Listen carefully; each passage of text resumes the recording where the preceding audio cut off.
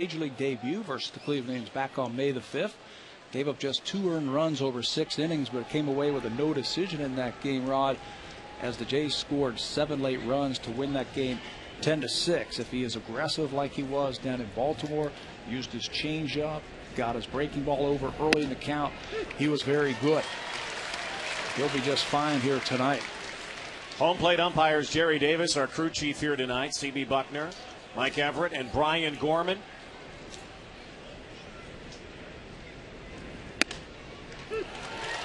Indians have had a number of injury issues this year, as the Toronto Blue Jays know too well. Grady Sizemore, one of those. They've been banged up. They've moved Sizemore back and forth. They've tried him at leadoff, where I think he does the best. He's played a couple games at second, but now they have him back in the leadoff spot, and he goes down swinging on 3 pitches. Let's take a closer look at tonight's starter for the Toronto Blue Jays, Brett Cecil. Early strikes with a fastball. He did that against Sizemore right there, and he put him away in 3 pitches. Off speed is getting better and better each time he goes out there. And he's got to throw an effective changeup. He had that against Baltimore. He got ahead early with fastballs, put him away with the changeup. So that's what we're going to be looking for here tonight.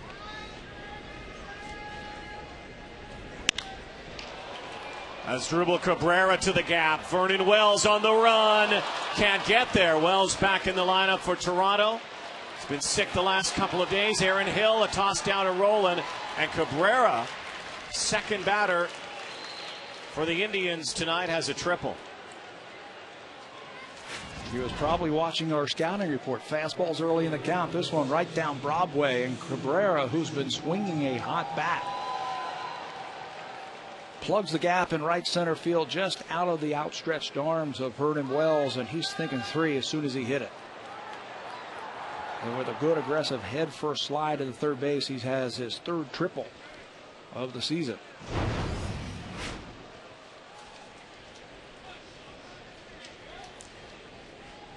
Now right fielder Shin-Soo Choo with 1 away.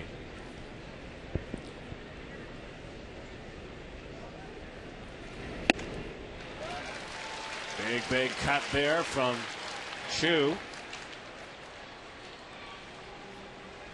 His on-base percentage is in the top 20 in the American League. Look at the power, 13 home runs driven in, but he can be pitched too. If you make good pitches, you can pick up strikeouts.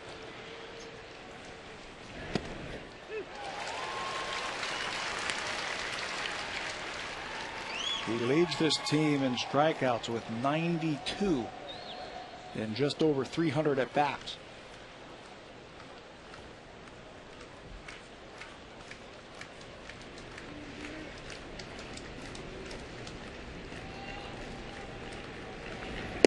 '93.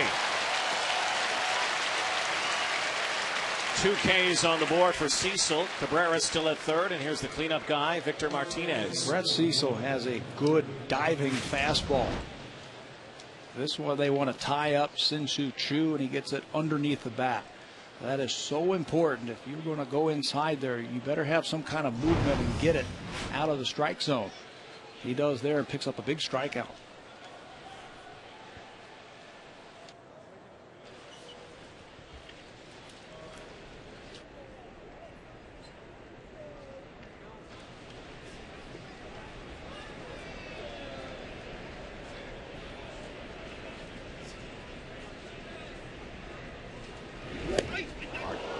Ooh.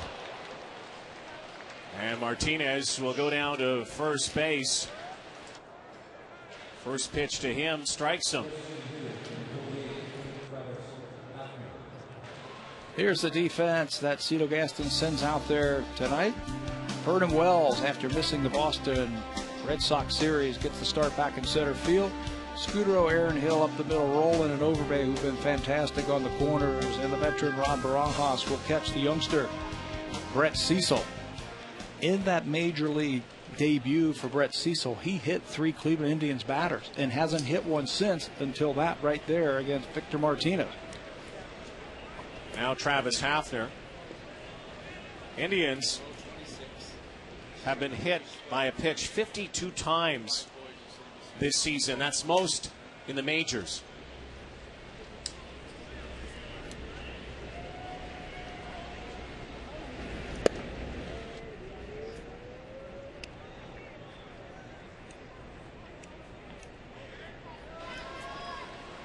Travis Hafner, another player who was on the disabled list, of course, recovering from shoulder surgery.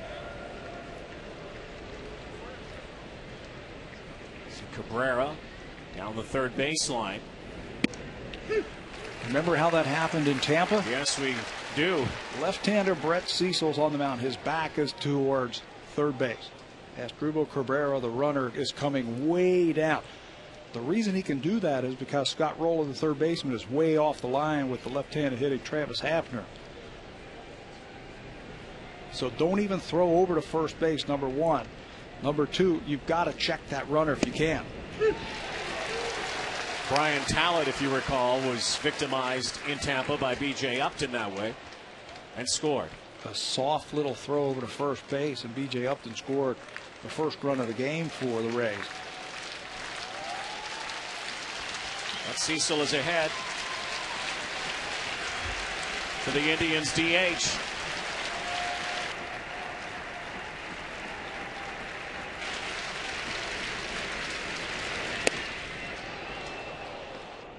That evens the count.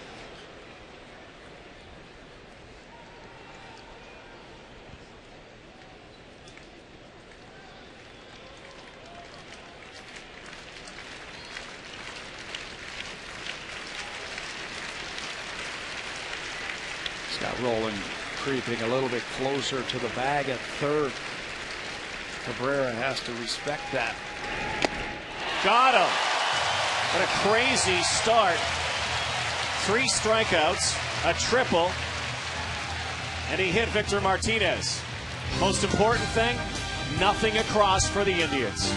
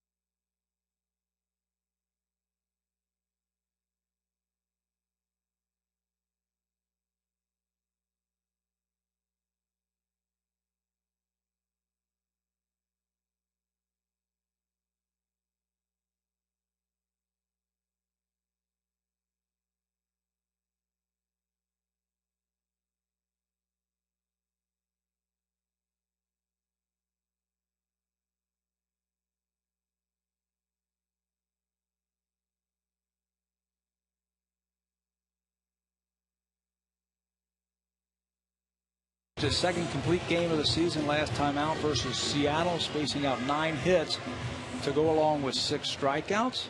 In his career, Cliff Lee is just 1-4 versus the Blue Jays, but good numbers all the way around for Cliff Lee.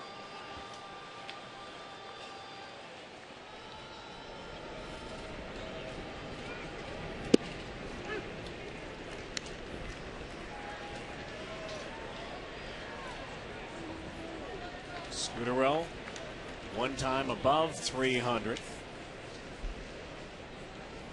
Red hot earlier in the season.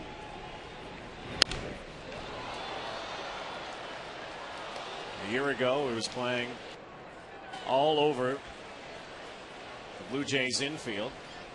Never solidified really a spot or a spot in the hitting order. not so much this year. He is the leadoff guy. He opened my eyes, and I got a chance to watch him last year. You talked about third, short, second, all over. Really impressed with the way he plays the game of baseball. Doesn't overcommit when he's hitting, stays back.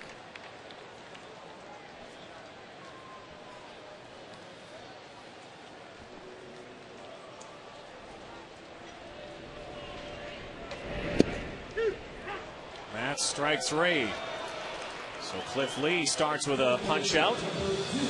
And if you're a Blue Jay batter, I think you got to go up there thinking aggressive, because Cliff Lee is very aggressive strike thrower. Just 33 base on balls and 99 strikeouts this year. An excellent 3-to-1 ratio. He's got a 4-pitch attack. Fastball, a little quick cutter, tight curveball, and a changeup. Give me some help. He needs some runs. We were talking about his numbers are very good. Everything except the 1-loss record, which is not good because they've only scored about 3.5 runs a game for Cliff Lee all season long. 20 starts, they've only scored 71 runs for him. Can't win too many games when your team doesn't score for you. Aaron Hill busts out of an 0 for 20. Base hit.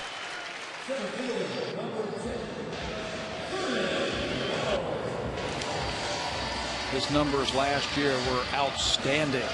On this date, last year, Rob, 13-2. Look at the earned run average, the average of innings per start. It helps again to have runs. He was averaging almost about 6 runs per start. This year, not so good. Still, the ERA is good. He's going deep into the game. His support, though, not very good, and that's why he's got a record under 500. Now Vernon Wells back in the lineup for the Blue Jays. Again, had the flu. Came in on Sunday, actually had his name in the lineup.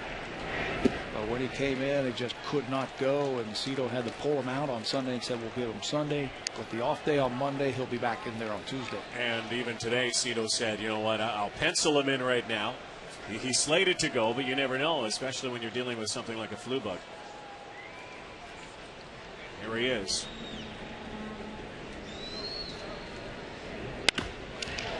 Right back to Lee. Cabrera turns it. Just like that, a 1-6-3. Scoreless after 1.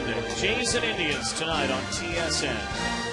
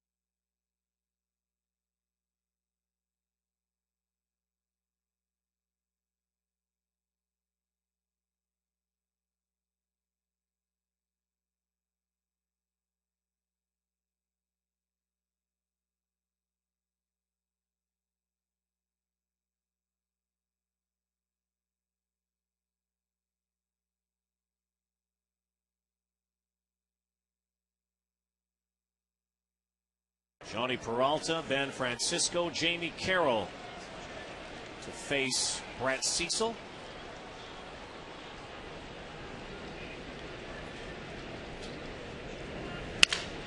Broken bat, Scudero, easy play for him. The Tribe have just had a lot of trouble scoring runs. Their last 7 games, they've scored just 17 runs, averaging just over 2 a game, hitting .227 with no home runs. Not surprisingly, they've only won 2 of their last 7 games. One of those home runs was by this man right here. Ben Francisco went deep on Sunday.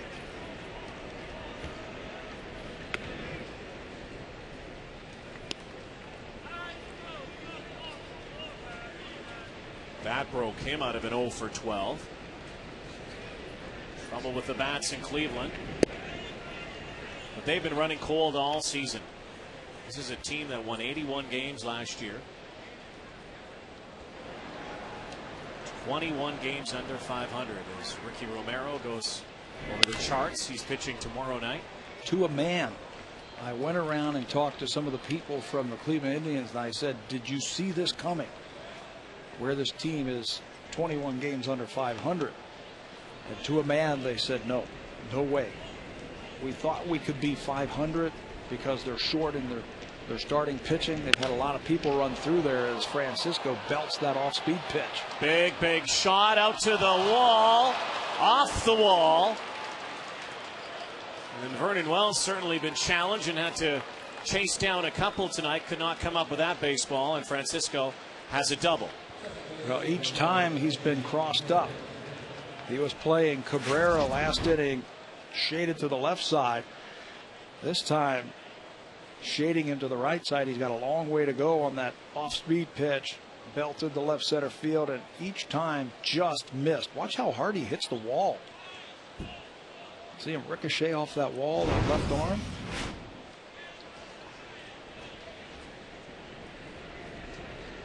So now second baseman Jamie Carroll.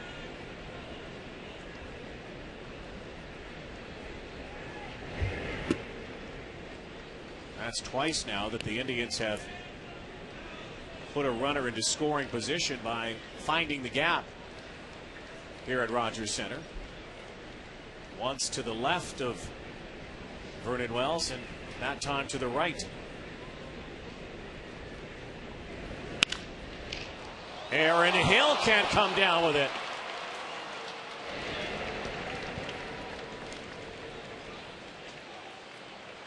That's normally a play you'd think, and I know he had to leap for that. Might have crossed him up a little bit. Either that, Blackie, or he was trying to be so quick catching the ball and trying to finish off the double play. We'll watch the replay. He dives, or he jumps for it, and that one is off his glove. I know he had to go high for it. Yeah. But Aaron will tell you. But we've seen him make that play time and time again. For just a split second there, it looked like he went up and he was trying to catch it and throw it all in one motion to get the double play to get him out of the inning.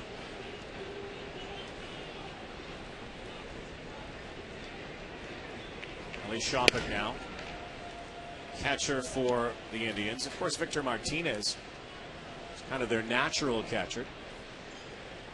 Him over to first base.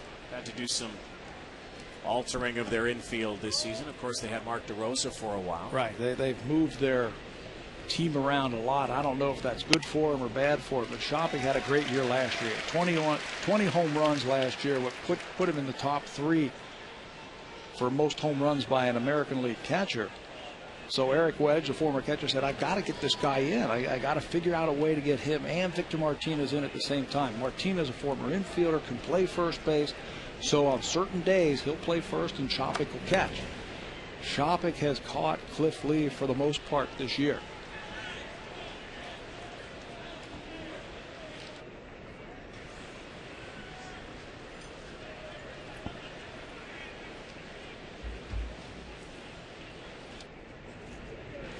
Got some pop in that bat. 21 home runs last season. 7 this season. For the most part so far tonight, Brett Cecil has been working ahead of these Indian batters. Which is so important. He's got to be aggressive, especially early in the count, and then he can toss that changeup up there and put it in a good spot. If he does it here to Shopik, and you see the numbers that he has had over his last few ball games, he can get out of this inning with a ground ball.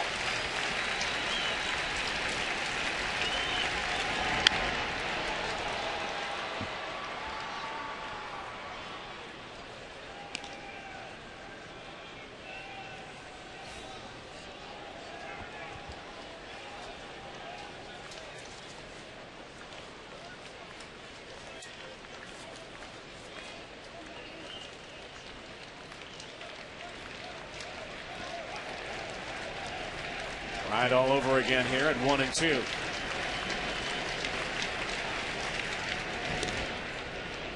Francisco was thinking about breaking home there. Did you see Lyle Overbay come off that bag?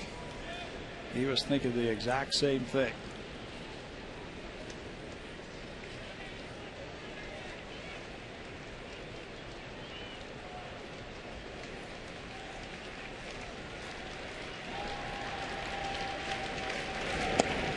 Inside. Carroll, not exactly a threat to steal, has attempted 2 stolen bases this season, been caught twice.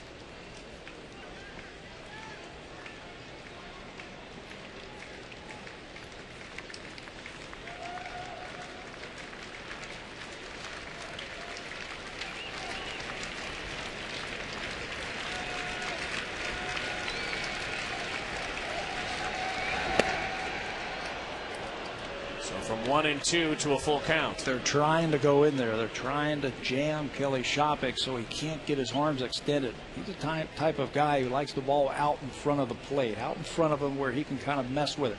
He can go to right field. He can hook balls if he wants to.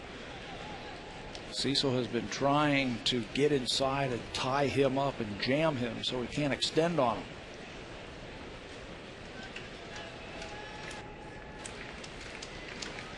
Indians don't run a lot, but a good time here to start the runner and stay out of that double play.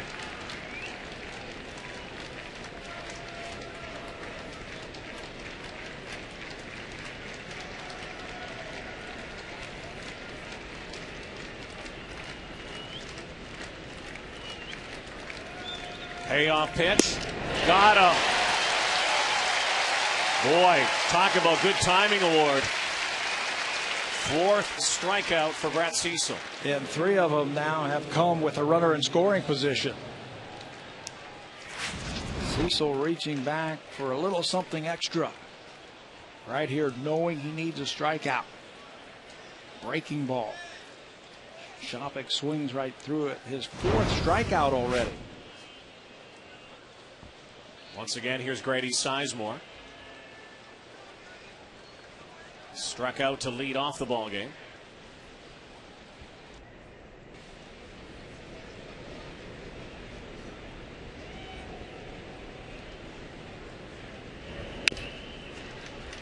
Not having Grady Sizemore full time has also hurt the Indians' offense, certainly, not to mention their defense. 2-time Gold Glover, 30-30 man, 30 home runs and 30 steals last year. He's got a sleeve on that left arm where he had surgery on his left elbow. So maybe that has zapped some of his power. Once again, Brett Cecil working way ahead.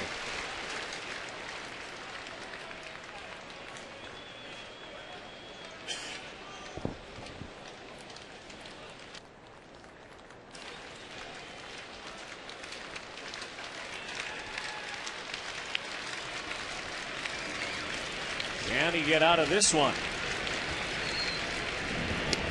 Francisco again leaning toward home as Cecil goes to first to check Carroll.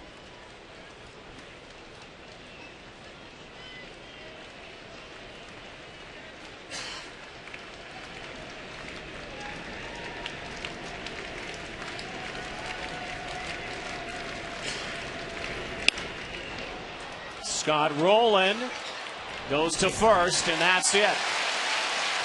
The Indians leave 2 on and another runner at third base. Nothing across for Brett Cecil and the Blue Jays.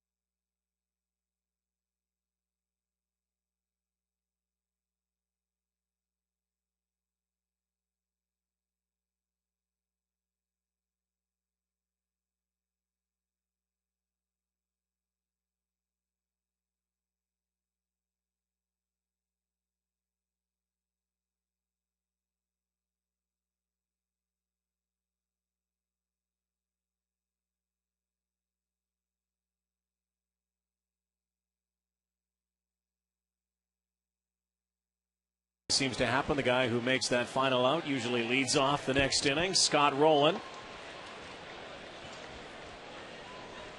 trying to get the Blue Jays going here.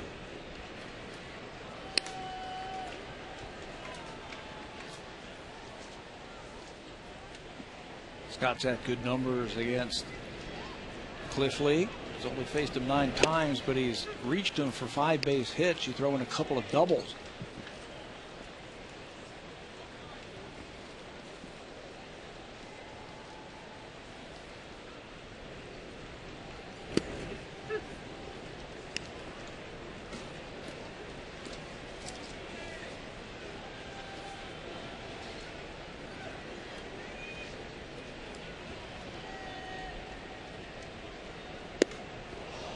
Goes down swinging.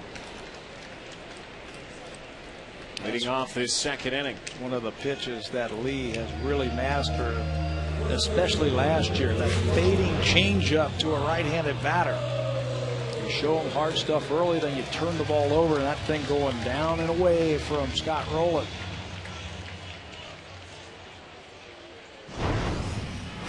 Good pitch right there from Lee. You can see him really starting to throw like he did last year.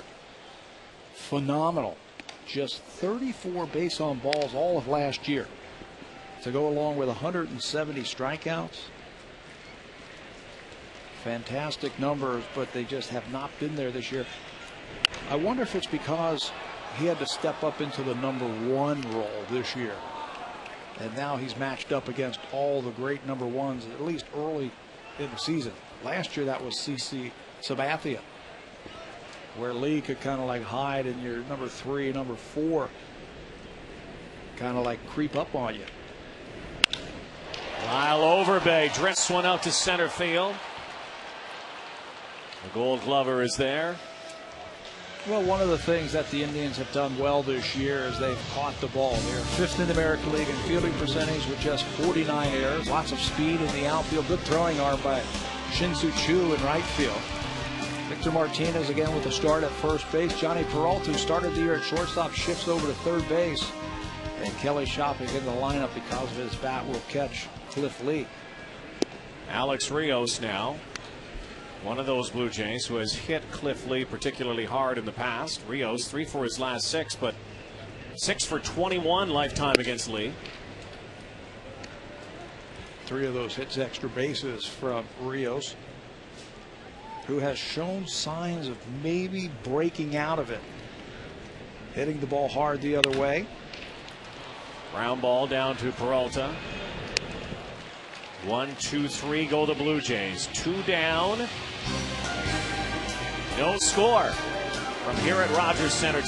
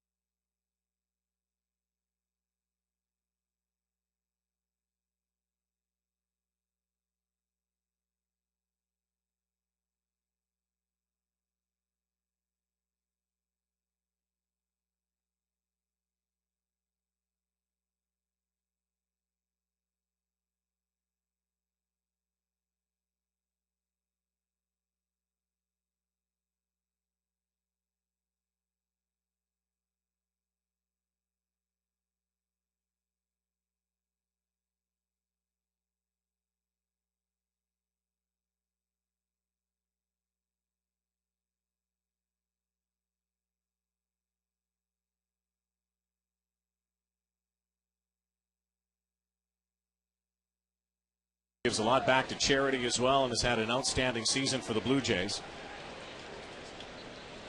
As Dribble Cabrera to lead off here in the third inning against Brett Cecil. Had a chance to chat with Scott about his foundation. He's got a great foundation. He has some land in Bloomington, Indiana. He and his brother bought some land and started a ranch there. His older brother, and they said they wanted to start a ranch for underprivileged kids, and they wanted to actually be clowns at it. It's a great foundation, just absolutely down the road. He says that's what he wants to do, and it's called the Enos Furley Foundation and Camp Emma Lou. Ball on his strike. So I asked Scott, who is Enos Furley and who is Emma Lou? They're his dogs. No, really? Yeah, he's named them after his dog. He loves his dogs. But, you know, good on him to put a foundation like that together. And they got a big piece of property. Love those stories about great guys. Scudero behind Roland. One hopper to Overbay.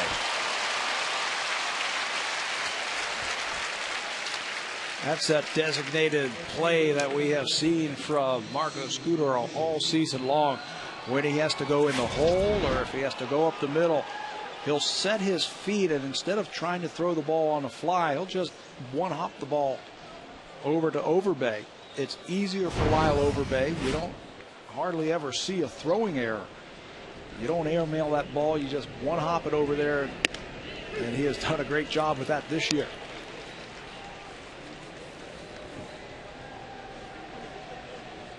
Second at-bat of the night for Shin-Soo Choo. 13 home runs, 54 RBIs. Ground ball up the middle, another base hit to make it a 1-for-2 night. Struck out earlier. That's 3 innings in a row now. He gets the leadoff batter, but then the second batter is on base. Triple in the first, a double in the second, and now a single by Choo. Right back through the middle. Hails from South Korea. Last year's 98 hits, the most ever in a single major league season by a Korean-born player. Keep-Seek Choi had the previous mark.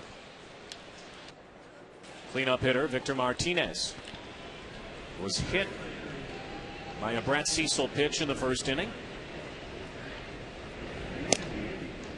Victor got off to a sizzling start to the season this year. He was leading the league heading into interleague play in hitting. But since then, his past 49 games have not been good, starting right around the third week of May. Hitting just a .182, 7 home runs and 29 driven in. His average has gone from 400 down to 286 starting this game. Always a threat for extra bases. He hit a ball Sunday that looked like it was going to tie the game. Home run. Ichiro Suzuki climbed the wall and made a sensational catch to end that game. Not the first time that's happened.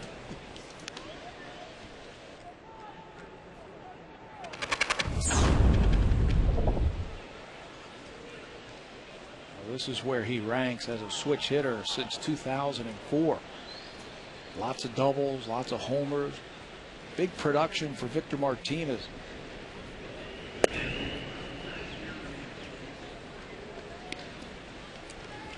Talk about it a lot, the ability to switch hit. Amazed by guys whose averages are very close, both right and left-handed. I wish I could have done it. Being a switch hitter, there's no platooning. That word does not come into your vocabulary if you're a switch hitter.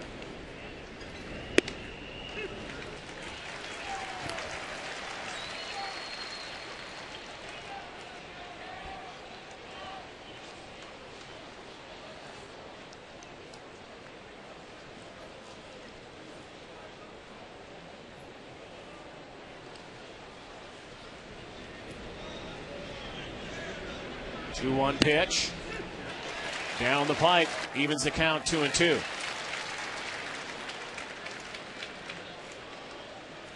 I think his numbers could be better, Rod, if he was a little bit more aggressive. He's always had a great eye at the plate. It's lots of walks. He usually has a high on-base percentage for a slugger. His on-base percentage, .367. I think he could be more productive if he was a little bit more aggressive at the plate. Brett Cecil was behind 2-0 on this count and threw a fastball right down the middle, and he took it. That is not going to happen very often. They have him hitting fourth for a reason, because he can drive in runs. 2-0 fastball, let it go. I know the Indians are very big on seeing a lot of pitches. They teach that in their minor leagues with their young kids. Work the count. Try and get that pitcher out of the game by the 5th or the 6th inning and beat up on the bullpen.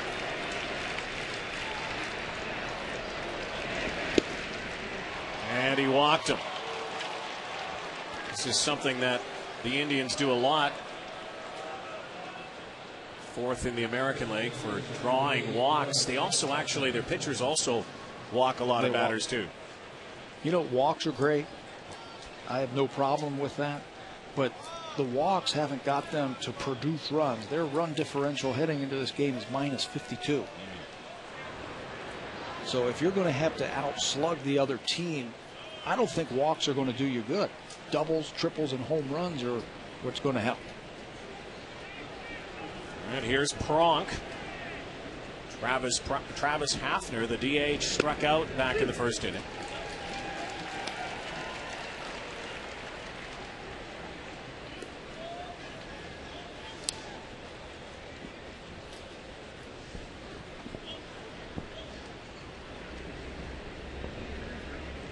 Limited to only 57 games, 2008.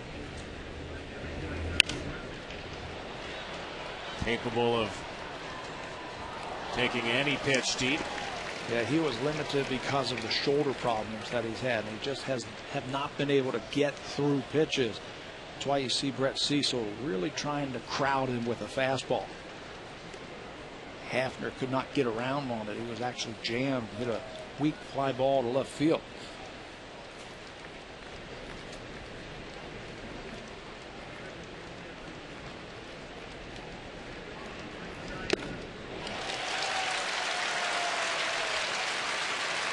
Striking him up for the 2nd time tonight. Brings up Johnny Peralta again. Get off that plane of the bat, and that's exactly what Brett Cecil does. Gets it under the bat. The ball was actually foul tipped by Travis Hafner. Held on by Rob Barajas for the 2nd out.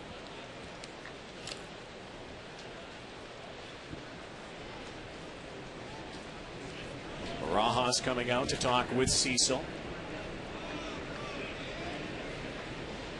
Shin-Soo Choo at 2nd base. And Martinez at 1st with 2 away.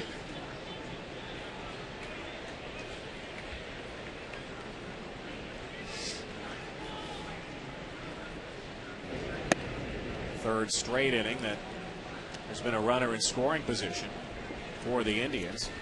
Brett Cecil's been able to get himself out of the jam. Can only play escape artist so often, though. 2 runners left on in the 1st and 2nd. 2 more on here in the 3rd.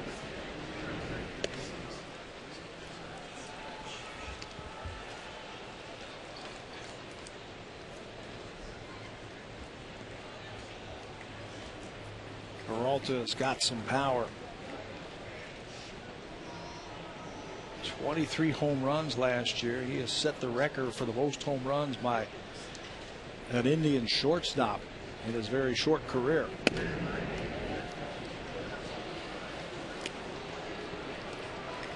Just 4 years in the big leagues it took him to set the record. He now has 91 home runs.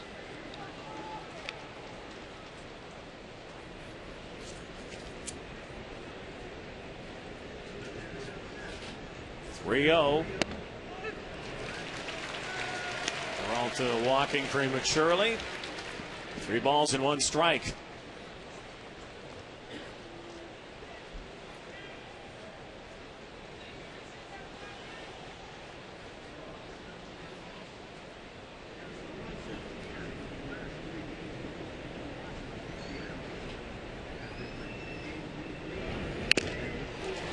fouled away, and now into a full count again.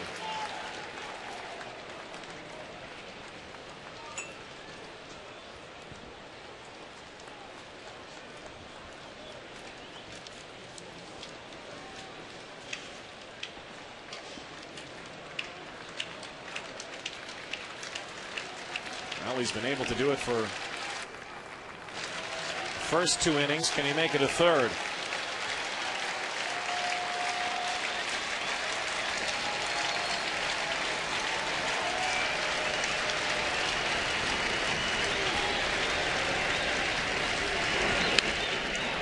Fouled away with the runners getting a head start.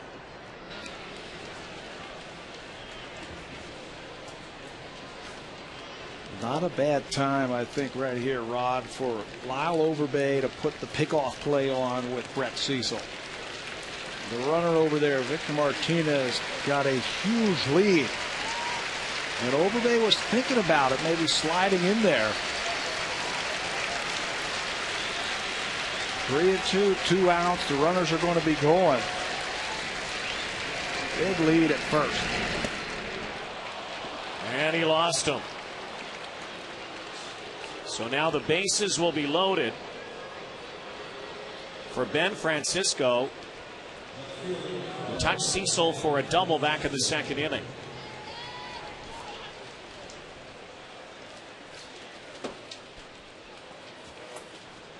His last start, he got a lot of outs by getting ahead early in the count. Through 96 pitches, 56 of them for strikes.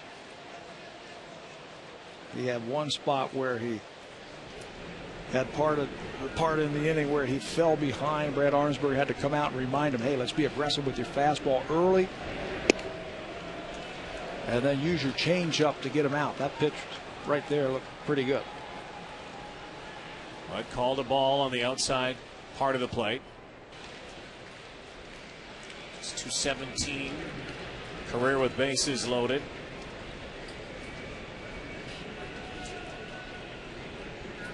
Indians threatening here in the top of the third.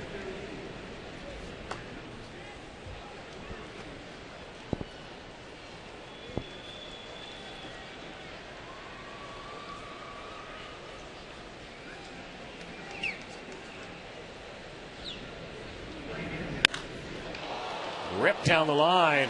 Oh, nice catch. Put that one on the highlight reel. Young man. Yeah, take a sip. Take a sip. Nothing. Should have signed that ball. All in a day's work, right? This ball tattooed by Francisco. What a catch. Nicely done.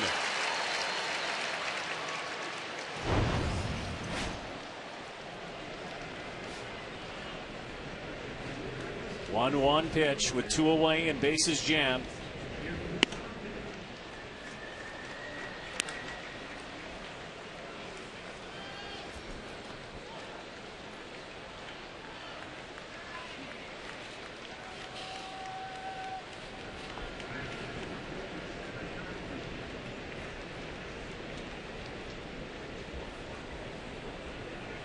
Time called again.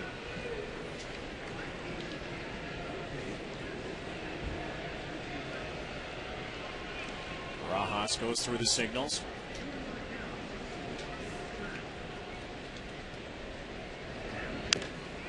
Breaking pitch is fouled away, evens the count.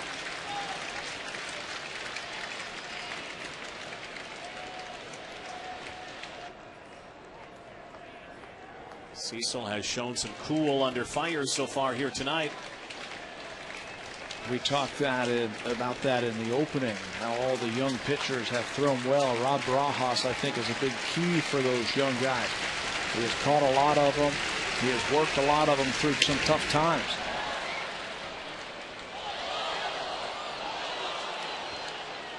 Again, with all the rumors surrounding Roy Halladay and possibility of losing their ace, onus is now on a lot of these young guys. In many ways would have been pitching in the minors this year, not for all the injuries. Their time is now. Cecil delivers and struck him out.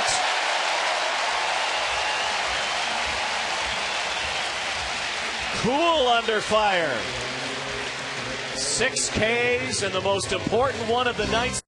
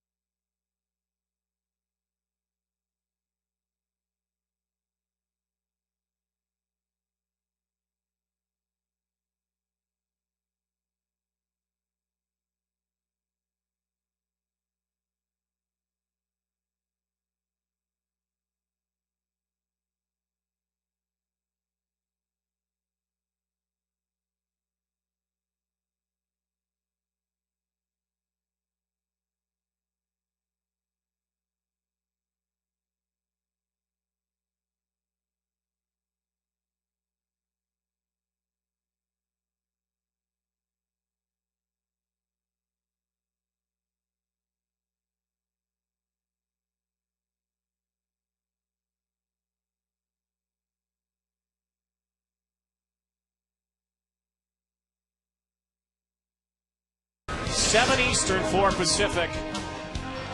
There is Ricky Romero. Boy, he has been very good in his rookie season. Kevin Millar leads off and sends it to the wall. Millar trots into second base. Safe there. Kevin Millar.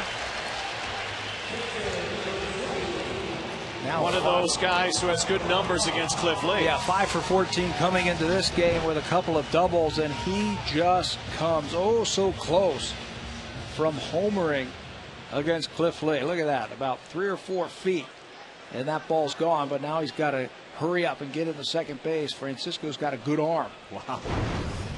A good, quick arm from left field. As Kevin Millar just found out, 10th double of the season. Blue Jays, the first time tonight, have their leadoff guy on. Rod Barajas to follow.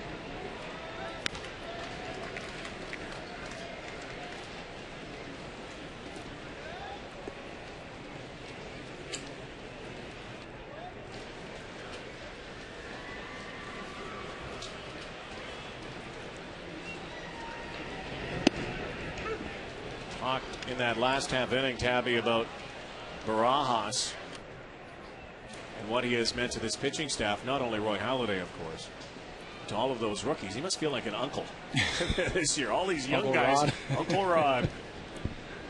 He has had to sit down and work with a lot of pitchers. 12 starters now that they have used. 5 players have made their major league debut as a starter this year. Check swing and excuse me, foul ball. And a lot of these pitchers he didn't see in spring training.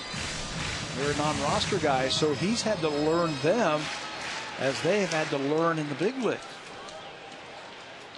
Go up and introduce yourself. Hi, how are you? What do you throw? You know? So he's had to sit down with each one of these and find out their strengths, their weaknesses, what makes them tick, and then tell them, here's how we're going to get these guys out.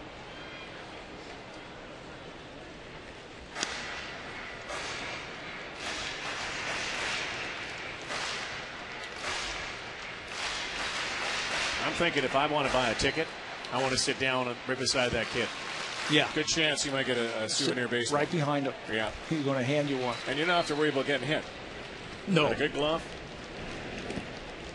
The net. He's like the net. So Barajas, ball and 2 strikes with Millar at second base.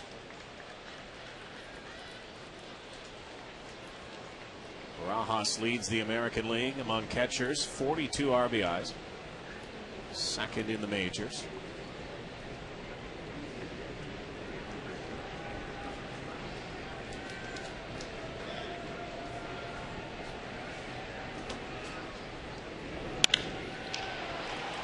Cabrera sends Millar back to second and has Barajas at first. As Asdrubal Cabrera wears that number 13. Sure is a tribute to one of the great Venezuelan shortstops, Dave Concepcion, but it was back last May when Cabrera was playing second and had one of the 14 unassisted triple plays in Major League history against Toronto. And look what he does with the ball. He threw it up into the stands, and I saw him in spring training this year, and I asked him, I said, did you know that you had set a record? And why did you throw the ball into the stands? He goes, I didn't know, and I tried to get it back, but it's long gone. It's Hall of Fame material. It's funny how some of those things that don't happen very often happen at the same frequency as other things that don't happen very often. 4 home run games are very similar to that. Perfect games. Again, it's frequency and law of averages. I remember we talked about that one night. Was there more perfect games than 4 homer games or something like that? Pretty close. Something crazy like that. Jose Bautista. It's probably that night that we witnessed Carlos Delgado going home. Yeah. Home run 4 times.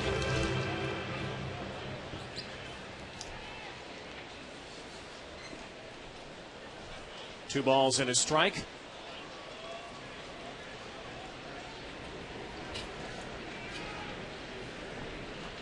One away, and Kevin Millar at second base.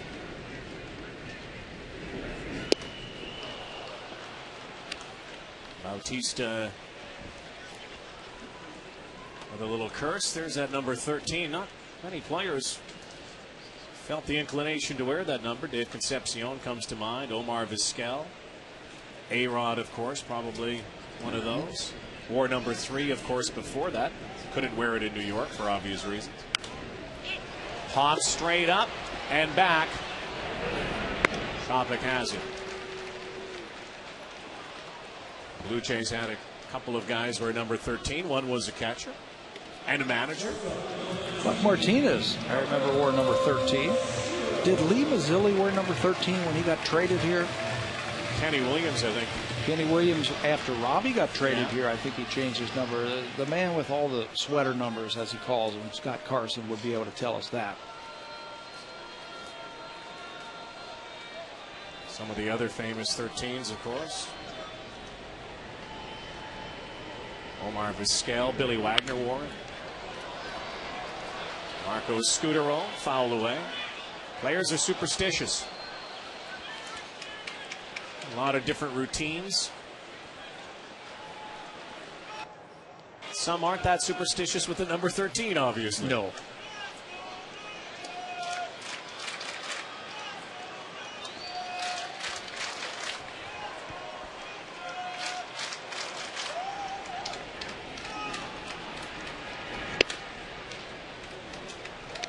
Were you superstitious? I think you had a few routine Of course. things. Yeah. Yeah. If you tell me a baseball player is not superstitious, I'll tell you he's lying. Yeah, there are a lot of quirky little things these guys have done. Quirky guys. I mean, just every day, right? Ground ball. Carroll. And Kevin Millar is stranded. Blue Jays leave a runner in scoring position. Pat Henkin is going to join us when we come back.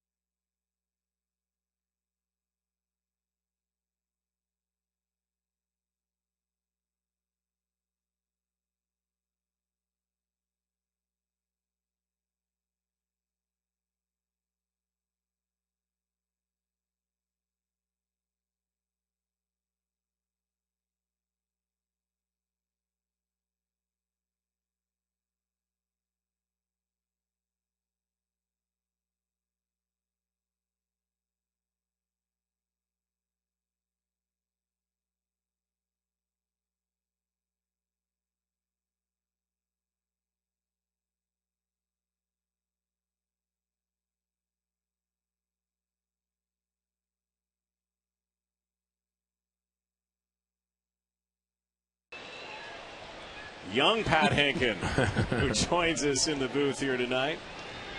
Brett Cecil. Jamie Carroll leading off here. There he is, Pat Henkin, who is an ambassador and a special assistant to the president of the club, Paul Beeston. So you know everything what's going on now. Oh, yeah. Troy Halliday going to get traded? Just Not ask to put me, you on the right? spot. Yeah, I got all the answers. I don't know.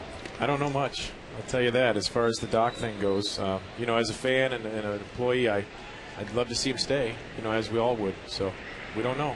Sometimes the game dictates that you can't. CC Sabathia comes to mind. Bartolo Colon comes to mind from Cleveland, since we're playing the Indians, how they had to deal them away because they just couldn't sign them. Is that a good thing for baseball? I don't know. I mean, you're talking to a guy who played the bulk of his career for one team and was proud of it. I didn't like the day I got traded. I don't know, what's running through Doc's mind right now and the state of baseball, the game that it is. And I'm saying that, it is what it is, Pat. I mean, they got to make trades. You got to do things for the roster and the money and everything that goes with it. Jamie Carroll gets the walk here tonight, bringing up Kelly Shopping. What do you think about all these young pitchers? You've had a chance to see them in spring, not necessarily Brett Cecil, but have you ever seen a ball club go through so many young guys? Yeah, I know. They've had a lot. Set a record, right? There's like 6 different starting pitchers or something like that are all young rookies. 12 starters, 6 making their major league debut. Right. Yeah, I mean, they got good development people down there. I've been instructional ball. I've seen Cecil. I've seen Romero. I've seen him pitch in AA. And, they're pounding the strike zone down and learning how to throw changeups. And, I think that they've done a nice job. What's the final thing that a young pitcher has to learn to get major league hitters out? I think just believing that you believed in yourself, that you belong here. It takes a little bit of success early on, and then next thing you know, your confidence starts to build, and pretty soon you start commanding the ball better and better. And then you stay healthy, you can have a nice long career. That sounds so simple, believing in yourself.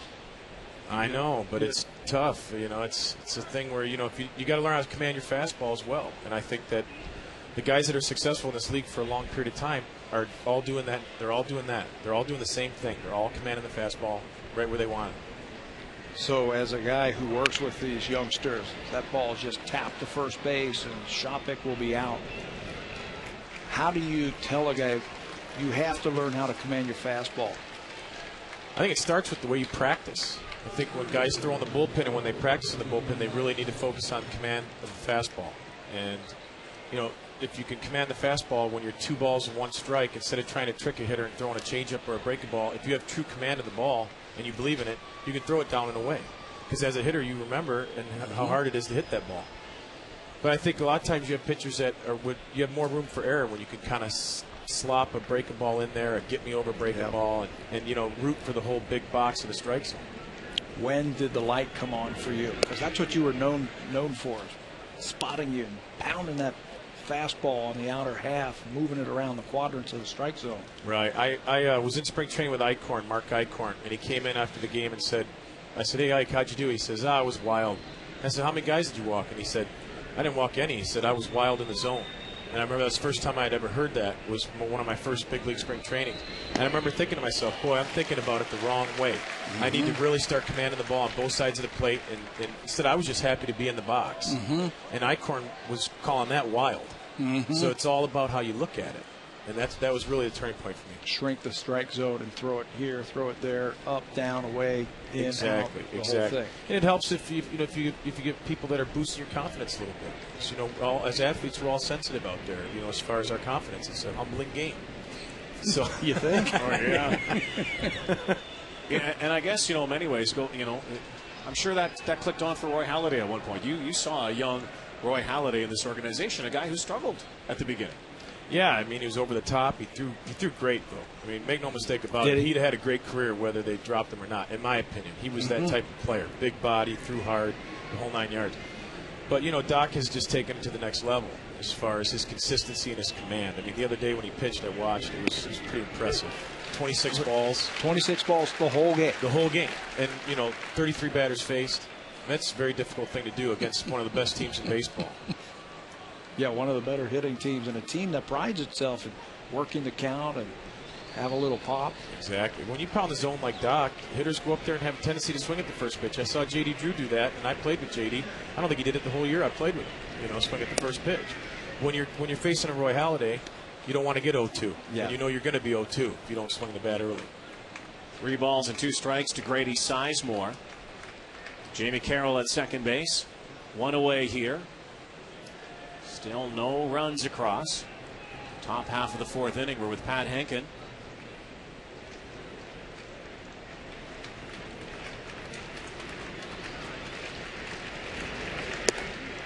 And again, Cecil walks another Cleveland Indian here tonight.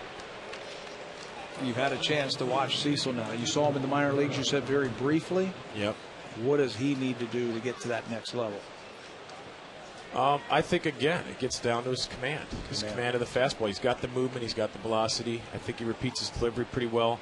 I think it's just a matter of staying on top of the ball, staying physically strong so you can answer the bell, pitch every fit day, because the weaker you get, then you slip out of your mechanics. It's harder to command the ball. So, having a guy like Doc on your team, you can see the work habits and see how successful he's been. Maybe it'll rub off. Ricky Romero was talking about that the other day, that he has to stay with his weight program in between starts, lifting weights, keeping his shoulders strong. So as the innings pile up and the summer gets a little bit longer, you still have that good velocity, and you still have your good stuff. I agree. I did a lot of that shoulder stuff when I played, and I'll tell you, you have to do that stuff to maintain the schedule here at this level. Cabrera drives one to left. Bautista comes up throwing. Cut off by Roland, and so now the bases are full. Bautista leads this team in outfield assists with 5. And his instincts as a former infielder really come through. Ball hit hard by Cabrera, the left field. And watch how he comes up quickly, one-hands that ball, and like a good infielder, he's got a quick release, and it's accurate. Joel Skinner, the third base coach, knows that, and he's got to hold up Jamie Carroll. And this is another sticky predicament for Brett Cecil. 4th straight inning that a runner has come to third base. Now base is full. Just 1 away, Shin-Soo Choo. And a base hit in the 3rd inning. 54 RBIs on the season. So you're looking forward to a couple of weeks when the boys all get back together? Yeah, I am. I think it's going to be a lot of fun. Yeah, I saw Devo at the draft. He was with their Nats there with the Nationals. Oh, I didn't know that. Yeah, and we had a chance to talk, and Woody Williams was there. So I'm looking forward to seeing all my ex-teammates. It's going to be a lot of fun. Choo fouls it away. It's funny how you think of images. Whenever I think about you, I think about that look, that look you had on the mound, especially after strikeouts. I think about Tabby with bases full. You think about Joe, obviously. Whenever you think of Devo White, what do you think of? The catch? Him plastered against the wall like Spider-Man. Simple. I still look out at that wall. Sure. It looks a lot different nowadays. Yeah. But I think of Devo White hanging from that wall. Triple play, right? Triple play. It was. Should It wasn't have been. called. It should have been. You're right. Trouble again here for Cecil, trying to get himself out. Should be 2. It is. Gets out of it again. Stay with us for another half if you can, Pat. We'll be back in a moment. Aaron Hill will lead off for the Blue Jays after that double play.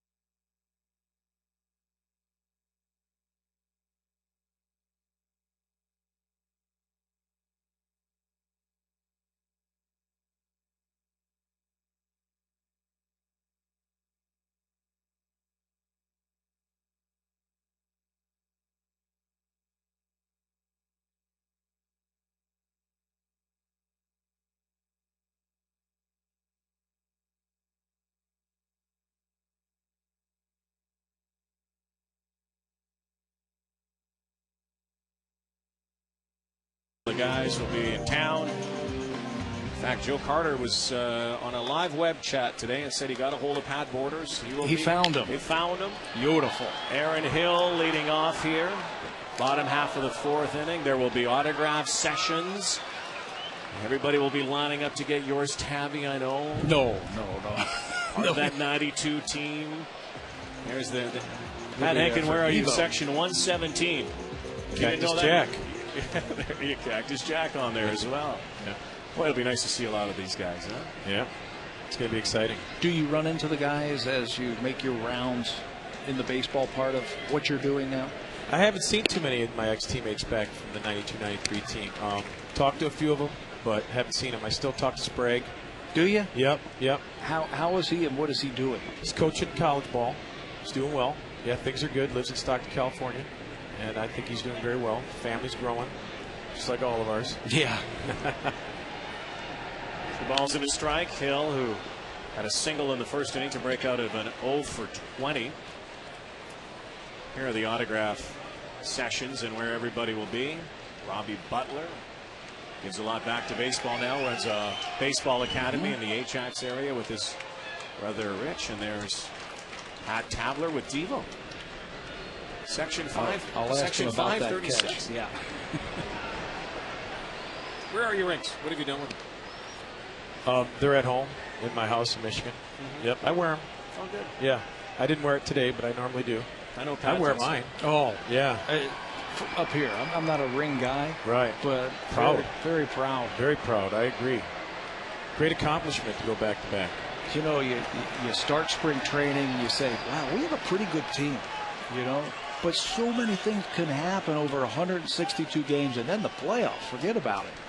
But then to win back-to-back, it's a pretty special accomplishment. It really is. Aaron Hill launching to right field over the head of two. Aaron Hill has two.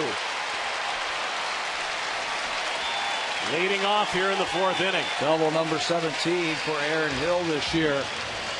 I think that took Shin-Soo Choo by surprise, the amount of power that he has the other way. Did not get a great jump on the ball, but Hill inside outs that ball and just hammers it over his head for extra bases. Choo's got a good arm, but no chance to get Hill with a leadoff double. You guys played with Robbie Alomar. Aaron Hill is breaking a lot of Alomar's offensive records. He still has a ways to go defensively to match Robbie, but, you know, he's got great defensive skills. What have you seen from Aaron Hill? Just, you know, young in his career, still an all-star path that you really like.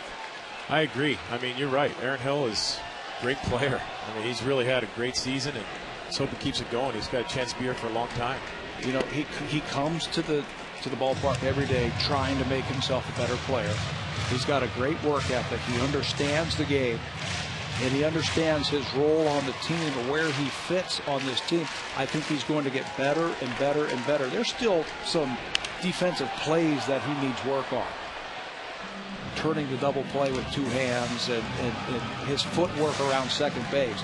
Not fair to compare him against Robbie Alomar because he was the best I've ever seen at second base. But offensively, there are not many holes in his game. No, you're right. And, you know, Roberto Alomar at one point when I played was the best player in the game. Yes. In my opinion, at one point. Just to do it all. They do it all really good. He beat you with your bat, glove, arm, legs, smarts. Yep. One of the smartest players I've ever been around. Yeah, it's funny. I had a chance to play with Cal Ripken in his final year, and he told me that Roberto Alomar was instinctively the best player that he was ever with. I believe that. I said, boy, what a compliment. 20 years playing shortstop. Especially from a guy like Cal Ripken Jr., one of the greatest ever. I said, you throw your brother under the bus like that? He just played with Bill. That's right, because they played together in Baltimore, those good teams in the mid-90s, right? 2 balls and 2 strikes to Vernon Wells with nobody out. And Aaron Hill at second base. The Indians have not been able to score a lot of runs for Cliff Lee. A guy who did what you did, of course, back in the 90s last year, winning the Cy Young Award. What was it like that day, if you can go back, when you learned that you had won that prestigious honor? You know, I I was shocked. I really didn't know what to say. I mean, I got a phone call on November 12th. He said, I can't remember his name, but he just said, I'm with the New York Writers Association. Congratulations, you're American League Cy Young Award winner. He said, okay, I'll send you your itinerary. I said, wait. I said, that's it? He goes, yeah, that's it. I said, okay, well, I'll look in the mail then for my itinerary. And that was it. It was pretty short, really, a really short phone call. Did you have an inkling that you were going to win? Well, I think it came down to Pettit myself. Pettit had one more win, so I think there was some speculation that he may get the award. Other than that, I was just kind of, I didn't have any control over that tabby. I just was going out pitching. I was happy to finish the year, finish strong. And after that, it was a great thing. Was there one player or a couple players who really helped you along the way to get you to that spot? Yeah, absolutely. One guy comes to mind, Charlie O'Brien. Our starting catcher came from Atlanta. I didn't pitch with him a lot in spring training. And he really opened up the whole side of the plate that I hadn't been using prior to that. 91 to 95, I was pretty much inside with the hook. And he really opened the door to the outside third. With your fastball? With my fastball. With your fastball. And I was able to command it out there and get a lot of easy outs early in the count, which led to the complete games, which led to the long starts. Yeah. Roger Clemens, you played with him here, right? The year after, yep, 97, 98. 97, 98. He won the two. And he was, Cy Youngs. So it was 3 in a row? Yeah. What did you take away from him? Well, I think Clemens was like all the great pitchers I played with. He was really good at putting horse blinders on. Kind of like a Halladay. The day he pitches, nobody wants to talk to him. That's how Roger was. His command and velocity was incredible. And combine those two, it's, two Cy Youngs. And he used his fastball to both sides of the plate. He did, yeah. Roger was a command guy. He didn't realize it. He threw 94, 95, but his command was as good as anybody in the league. Yep. Scott Rowland. 2 strikes to him. Vernon Wells, the strikeout. Blue Jays trying to cash the first run of this game.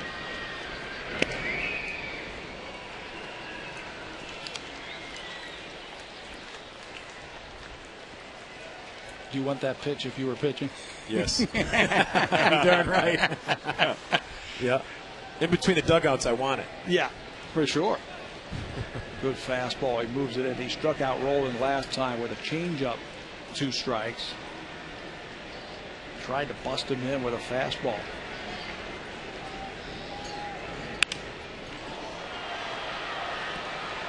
This one into the second row.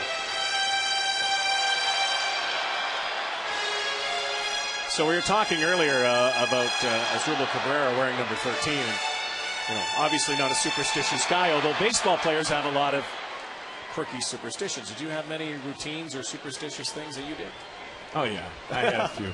Yeah, I wore the same glove all the time until I lost so many games in a row. I wore the same hat, the same undershirt under every game, had different practice clothes versus game clothes, and was very finicky about which one I was wearing, and spikes. I mean, it gets to the point where you start asking yourself, what am I doing out here? Rowland, fly ball, center field. Could be trouble here. Brady Sizemore is able to track it down. 2 away. Who was the most superstitious guy you were around? Dwayne Ward. Yeah. Yeah, he was goofy, but we were talking about it earlier. I'll tell you, he was a great pitcher, and he had a heck of a career here for the 5 or 6, 7 years, whatever, but he was so tough on so many right-handed hitters. His superstitions weren't just during the game. I mean, they were in batting practice, right? You were saying? Oh, he would have to be the first guy off the field every day in batting practice. Guys would hold him back and try to tackle him to get another guy in there, and he had to run at the same time every day. And yeah, he did. He had some quirky things. He had that shirt that went, I think, 1,000 games or something like that. Yeah. That blue shirt of his.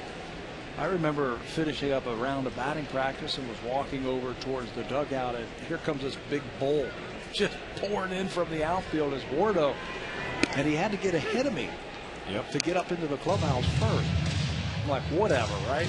I don't know why. I'm not going to argue with him. And you know how some hitters, after they hit, they like to go in and change or take a breather or whatever. Sometimes you don't have control over. Ward will be running in the middle of BP. Crushing you. Just crushing you. Yeah. Hey, that's all right. He owned the 8th inning. It's okay with me, man. And sometimes the 7th and 8th. Yes. A lot of times. Lyle Overbay, 2 strikes to him, left on left here. And again, Aaron Hill, who led off this inning. with a double. Second straight inning, Blackie, that Blue Jays have had a leadoff double. They have not been able to cash him yet. Peralta. Pat Henkin, great to see you. Good luck at the fishing hole, by the way. I know you're catching a lot of them. All right. Thank you. See you on the back-to-back reunion.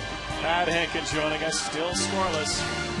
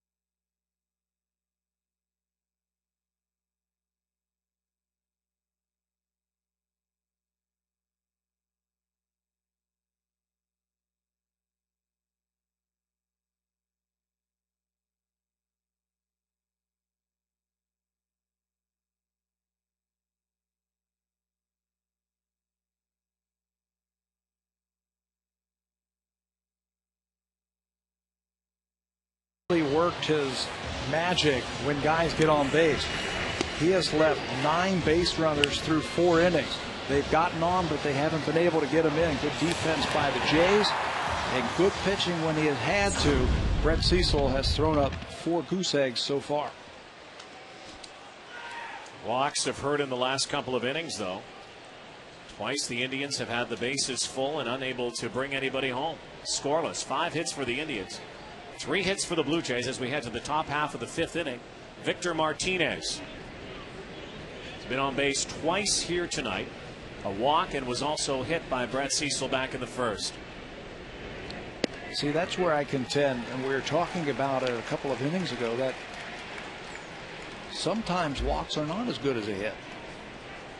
You can have all the walks in the world, but if you don't bring them around to score, what good are they?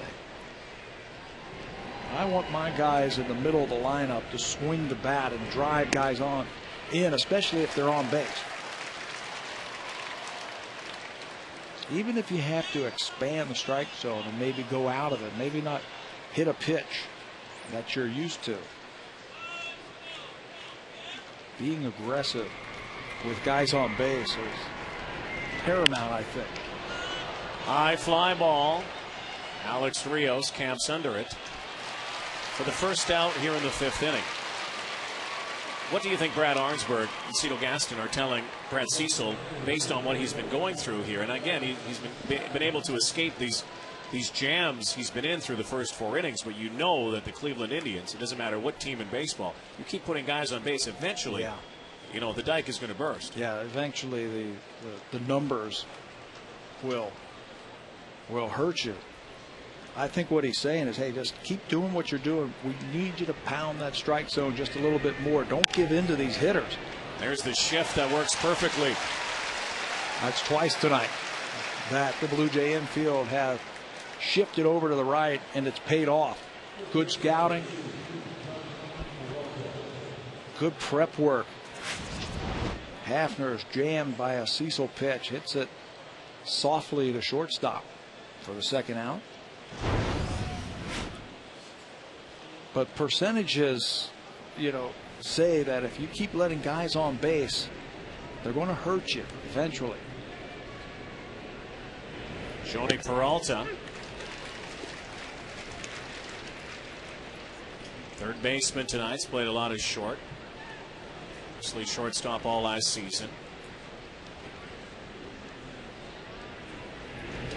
Indians went out and got Mark DeRosa, then dealt him away again, and it kind of created a bit of a cluster in their infield, and now it seems that the guys are more settling on their positions. Well, there's been some indecision of how they're going to line up their infield. For years, they have talked about Peralta being a third baseman because he's so big and he's so strong. He handles shortstop pretty well, I thought, the last 3 years for the Cleveland Indians. But the talk has always been that they felt long-term he'd be better suited as a power-hitting third baseman. Cabrera came up as a shortstop, had to play second base last year because Peralta was at short. This is what the defense, I think, is going to look like for Cleveland. Another strikeout confirmed at first base. And the first time tonight, a 1-2-3 for Brett Cecil as we head to the bottom of the fifth at Rogers Center. Blue Jays trying to get the first run.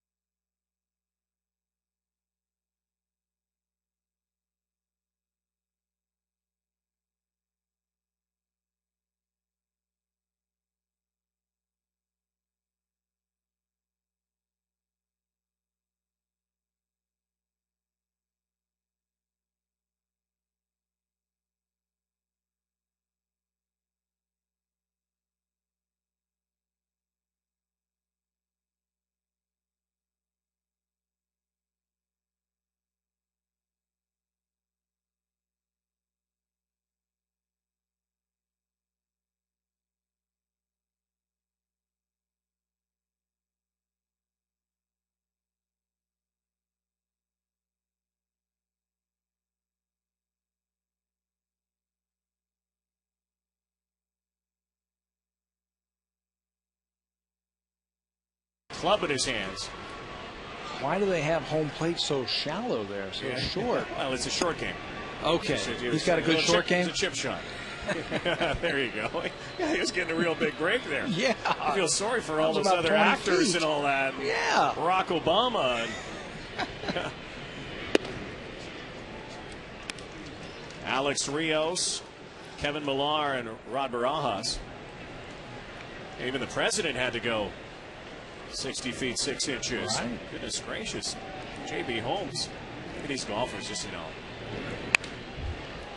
Anyway, speaking of Barack Obama, the president, Aaron Hill last week had a chance to meet him. Right. So too did George Poulos.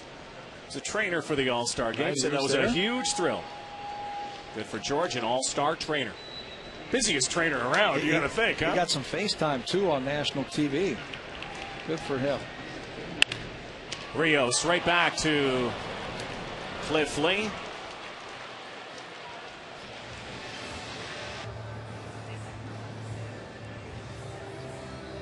Just gulped that one. Rios 0 for 2 tonight. Blue Jays just 3 hits off of Cliff Lee, who again is suffering from what he's been suffering from this entire season, not getting any run support. Yeah, not helping. They're getting him on, but they can't get him in. Kevin Millar, his last time up, came about 3 feet from putting a run on the board. And again, great numbers against Lee lifetime.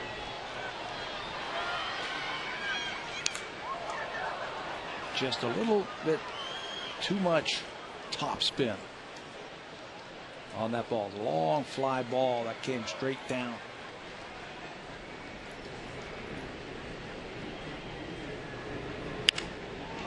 Got under this one down the first baseline. Martinez has out number 2. It's great to see Pat Henkin again. Looks like he can still pitch, doesn't he? He's in great shape. I think he can. Could you think of anybody else besides yourself, I think, but anybody else who would be a better ambassador for the Toronto Blue Jays than this guy right now? You know, he went away from the organization, then came back again and retired as a Blue Jay. You talk about a guy who has a Blue Jay tattooed on his butt. Right. That's Pat Henke. Came in a couple of days ago, took some of the guys up to his land up by Peterborough. They did some fishing. Yeah, he caught a... Took Bruce Walton out. Yeah, 4 or 5 pound largemouth. Loves the fishing. Said he was been busy with his daughters, who are grown into teenagers now, and does some coaching and just loves being a dad.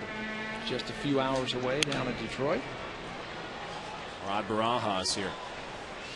You look at that big level of excellence there. It's a big ring, and you got to think that someday down the road, I would think Carlos Delgado's name would definitely be up on there.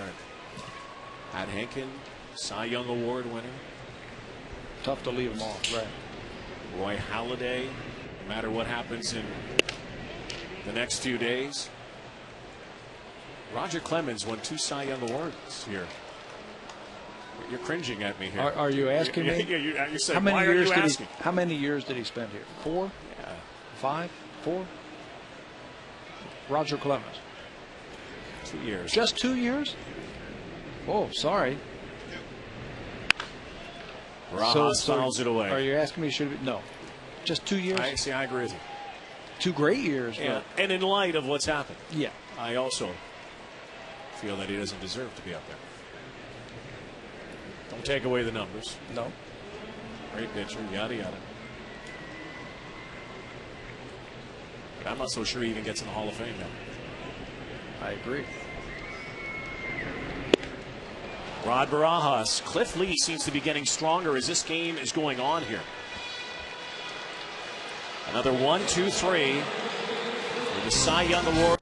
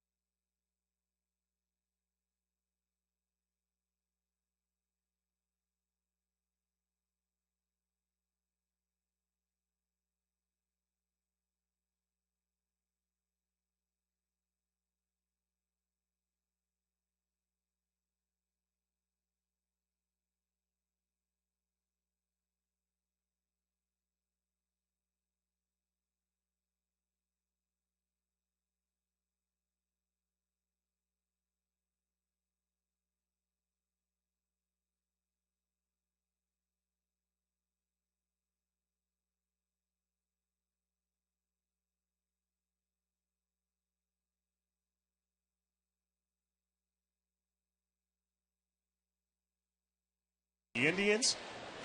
I spent most of my time with Cleveland. 74 with the Blue Jays. I had that many. They were great. 74 though. Vernon Wells coming on here and makes the catch for out number 1 off of Ben Francisco here in the 6th inning. And there are some of the looks. Tabby that was sporting the stash. Yeah, the porn stash days back in Cleveland. Oh yeah, right. Ouch. Come on, guys. You got to find a better one where you were right? an all-star. How many of those were extra, with bases loaded of those career hits? I know you're still in the record books for being Mr. Clutch. Can't we find, without the mustache? Take a shot at you now. Come on. Being cruel. Very nice. I don't know where you guys found those. But how long did it take you to grow that? 25 years. Here's Jamie Carroll. I was going through that 87 team, though. Of course, you were an all-star as well with the Indians, and you look Right. down the list of guys, including Joe Carter, who was part of that team. He was the last 30-30 guy before Grady Sizemore last year. But what a team. And you know, I remember that Sports Illustrated cover, the uprising. Do you know why they did that? Back then, there were 7 teams in the American League East. In the prior 6 years, there was a different team that won the East every year, except us. And we had won like 84 or 85 games the year before. They said, oh, well, why not? Let's put them on the cover. It's their turn to win because everybody else has won. Well, Jinx. SI Jinx, man. no, bad team. 102 losses that year. 2 balls and 2 strikes to Carroll. He's reached base twice here tonight. Goes down swinging, but there it is at first base after it gets away from Barajas. So 8 strikeouts now from the rookie Brad Cecil, with 2 away now in the 6th inning. And he'll keep adding to his major league career high right here. His first game against Cleveland, which was his first big league start, he struck out 6. That was his previous high. Good change up there to Carroll. Gets him way out in front. Strikeout number 8. And the catcher, Kelly Shopik. This is a team, the Cleveland Indians, in their last game, struck out 12 times. They were 0 for 7 with runners in scoring position. 12 strikeouts. They lost to Seattle. This looks a lot like that game, where they had numerous opportunities to win the game. The Indians have left 9 runners on. Come on, Brett, put him away, baby. Still a composed dugout. 21 games under 500.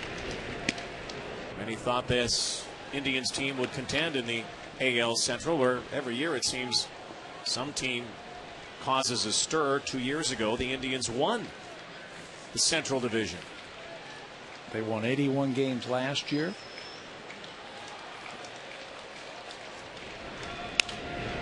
They have a shot, or they had a shot, I thought, at this division, but since June 15th, it has been a free fall for the Indians. Look at that record, 7-21, which is the worst in baseball. And right now, you can't point to any one phase of the game. They all are not working for Cleveland.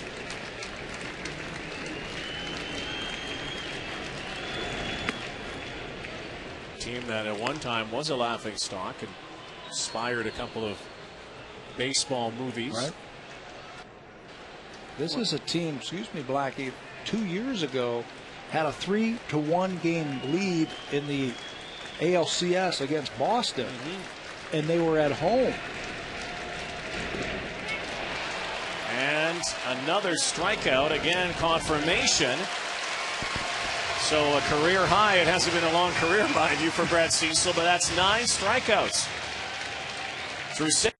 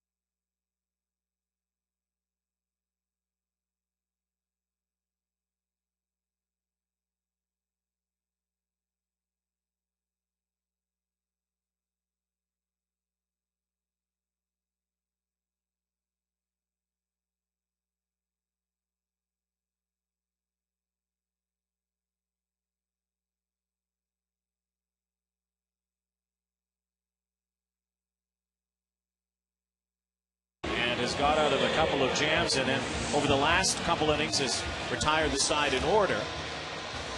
But may be reaching his limit here. We'll have to see.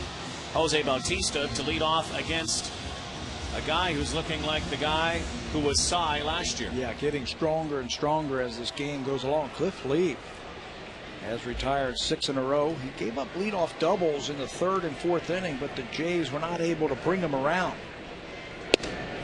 They've come very close, sometimes a couple feet close, of scoring the game's first run. Millar hitting that ball off the top of the wall, and then the 2 leadoff doubles, but Lee has pitched around those.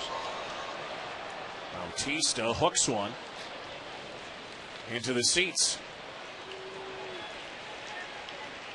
Seems to be a popular corner down there tonight.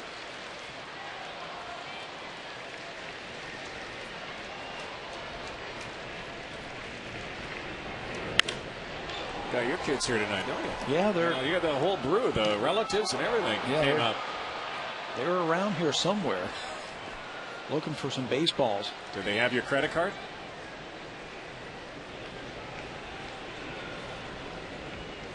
Ball and 2 strikes to Bautista, then the top of the order. Just 3 hits from the Blue Jays so far. Knocked up. Shopik has it. Pat Henkin was talking about it, being able to control your fastball and throw it where you want to. Watching Cliff Lee here tonight, he is doing exactly that.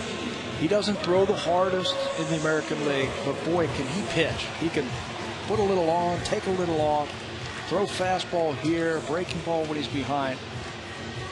That's pitching. I love that comment that Henkin had about being wild in the zone. Wild in the zone. That was a very telling comment. Very interesting insight. Meaning that, you know, if you want to throw your fastball on the outside part of the plate and you end up throwing it on the inside part of the plate, that's wild in the zone. You're in the zone, but you're not throwing it where you want to. That is not Cliff Lee here tonight. Marco Scutaro 0 for his last 6.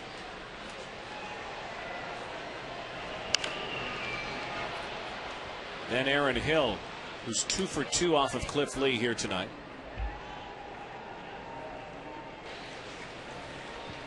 Maybe that's what Aaron Hill needed, who's on deck. There he is, the All-Star. 0 for 20 before this game tonight, so he gets out of it in a hurry. Well, he knows that even if he goes 0 for 20, he's going to be in the lineup. So you can just come and prepare, get your work in, get your scouting reports in, watch the pitcher. You know you're going to get your 4 at-bats every single night. So there's no reason to have those ups and downs mentally. Pounded into that field turf. Cabrera with a 2nd out.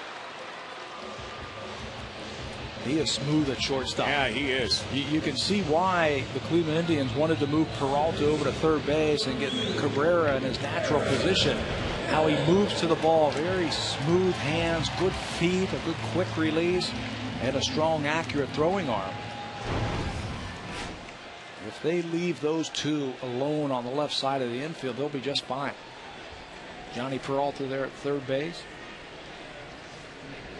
That should help him offensively, I would think.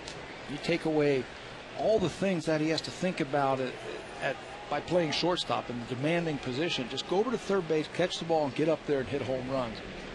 I think if you're the Cleveland Indians, you would take that.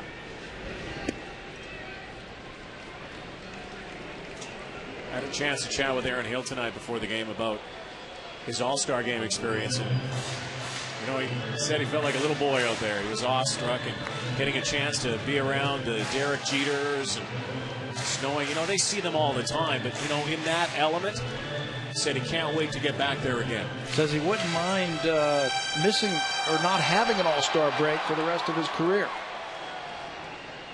It could become a grind, those 3 days. You would like to have those off, go home, kind of get away from the game.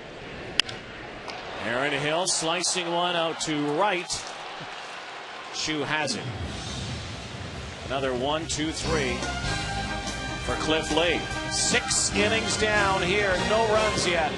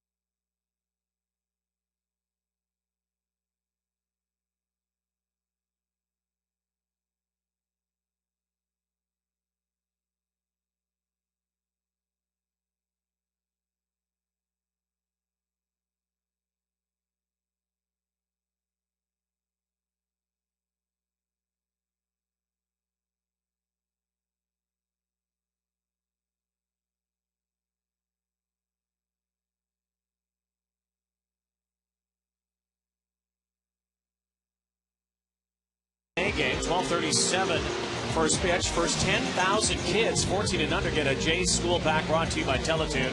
Call 416-341-1188 or go to BlueJays.com. And if you got kids, come down to the ballpark on Thursday, which is supposed to be a really nice day here in the Toronto area.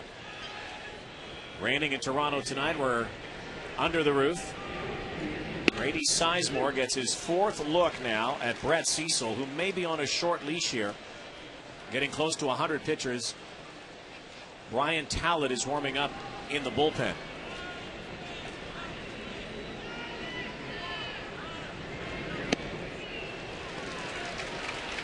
Despite some of these innings that have been a little nervous for Brett Cecil, he's had one of his finest outings. 9 strikeouts into the 7th inning. He certainly has. When he has found himself in trouble, he's been able to reach back and pick up a strikeout. He ended the first inning with a couple of runners on by striking out Travis Hafner. Bases loaded in the 3rd inning, and he ended up striking out Ben Francisco to end that inning.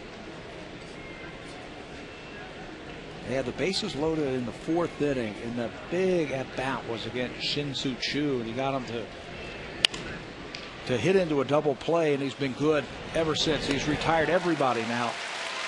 7 in a row since Choo hit into that double play at the end of the 4th inning. And the way Cecil is going, this is very good. I think this will help his confidence. Good ratio there. 62% of his pitches for strikes. Now Cabrera had to make a lot of plays at short here tonight. Has had a triple and a single. He's also grounded out. 1 away here in the 7th. Blue Jays came into this taking 2 of 3 from the Boston Red Sox on the weekend. Boy, they had huge crowds here too at Rogers Center. Usually when the Red Sox come to town. Red Sox tonight beginning the night dead even with the Yankees in the American League East. The Yankees leading Baltimore 5-2. Bottom of the 4th. Robinson Cano has smacked his 14th home run of the season. High in the sky. Alex Rios has the out. Well, there really hasn't been any middle ground when Brett Cecil's been on the mound. When he's been good, he's been very good. When he has struggled, the numbers reflect it. Here are the numbers in the wins. Opponent's batting average at 220. He has gone longer into the game in his wins. One of the things that has hurt him is in the losses. He's given up 6 home runs. By the way, Boston trailing Texas 2-0. The Red Sox have lost 3 in a row, losing last night as well to the Rangers. Shin-Soo Choo rolls one over. Lyle Overbay diving snap, trying to make the play at first and safe. Ball came out of Overbay's glove as Cecil was slow to get over there. Yeah, just a slight hesitation on the mound, and you could hear Rod Barajas all the way up here saying, get over there. Pitchers are taught when the ball is hit to the right side of the infield to hit over there, and you can see he kind of does a pirouette, 360 turn around, and that's all that Shin-Soo Choo needs to beat that throw.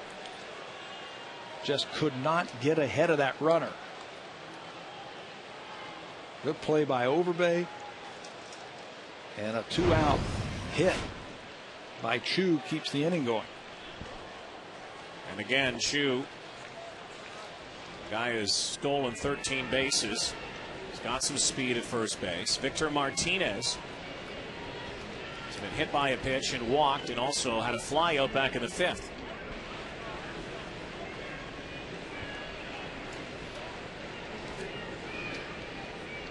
See if this comes back to haunt the Blue Jays here. Looked like another 1-2-3 for Cecil.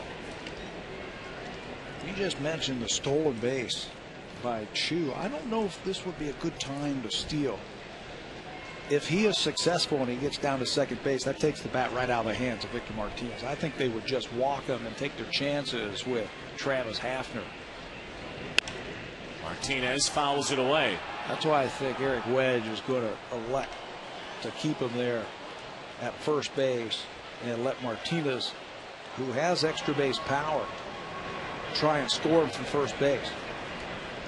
Hafner has struck out twice tonight and also lined to Scott Rowland when the shift was on.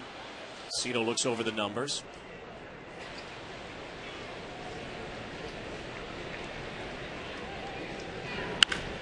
Ground ball past Scott Rowland. Bautista.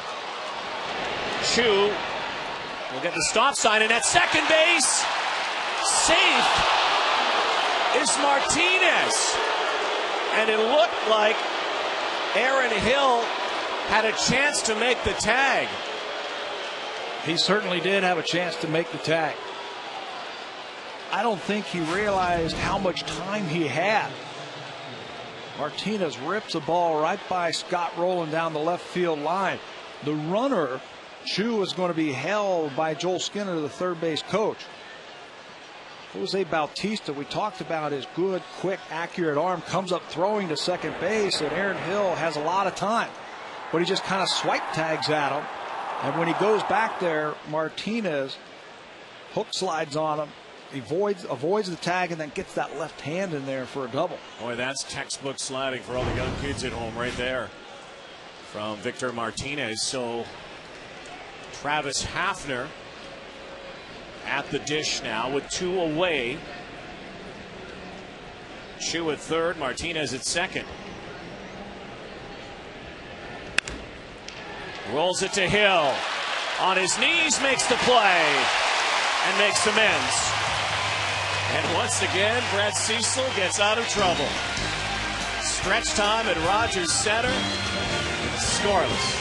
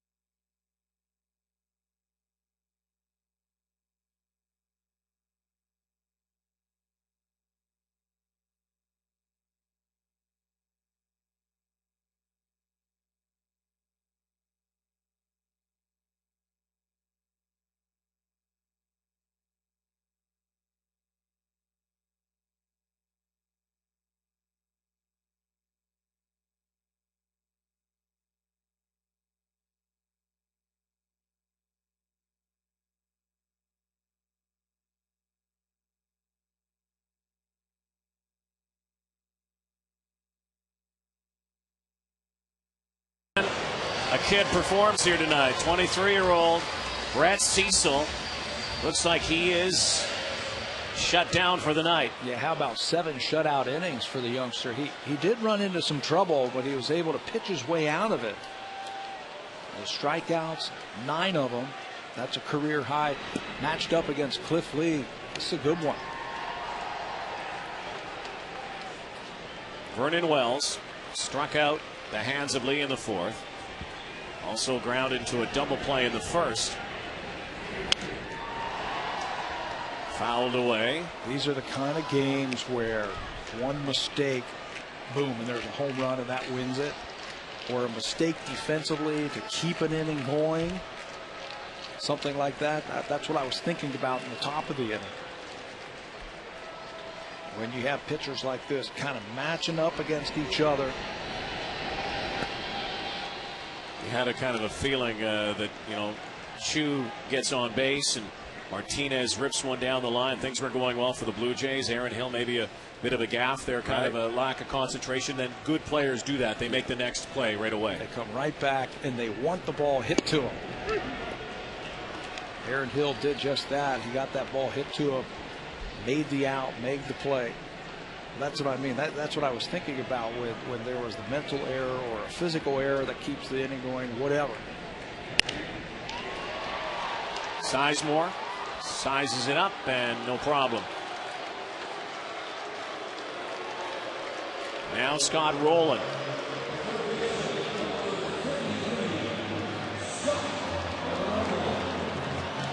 Just before the All-Star break, boy, did he have it going. What a hit streak.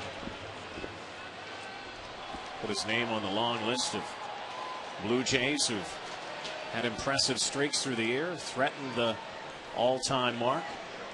And came up with big hits also. Not just meaningless singles or whatever. Hit hard to left center field. Sizemore's back. He watches it go. Home run, Rowland. Meaningful hits. His first one of the night. And it certainly is meaningful.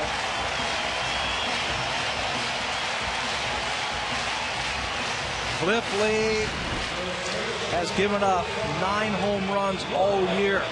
This is number 10. They really, no doubt about it, to left center. No chance for Sizemore. It lands in the second row. And there's the game's first run. Lyle Overbay at the plate. Rowland's 7th of the season. Cannot discount what this guy has meant to this ball club. Trying to get back to the 500 mark tonight. His defense and what he's done with the bat. Lee off his glove. Carroll has to scoop, and he does to make the play.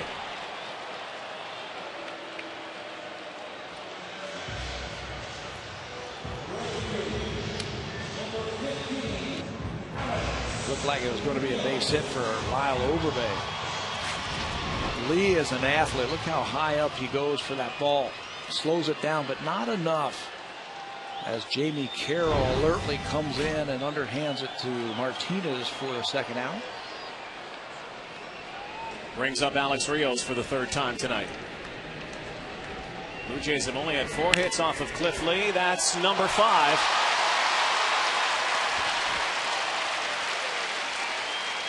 With 2 away, Rios at first. Bringing up Kevin Millar, and of all the Blue Jays who've hit the ball really hard tonight, Millar is one of them. Just missed a home run back in the 3rd.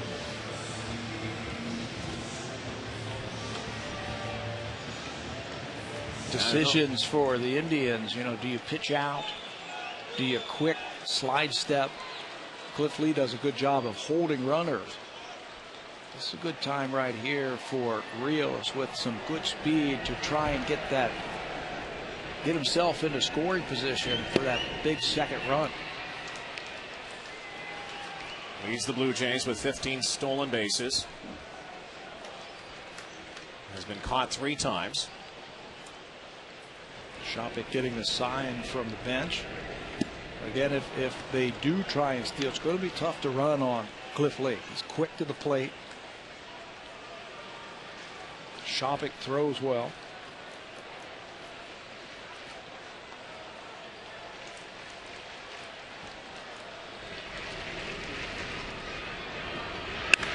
Millar, Peralta. There's out number 3. Cliff Lee has pitched a gem here tonight. Not much support, no support. And then one down the pipe that Scott Rowland pounded.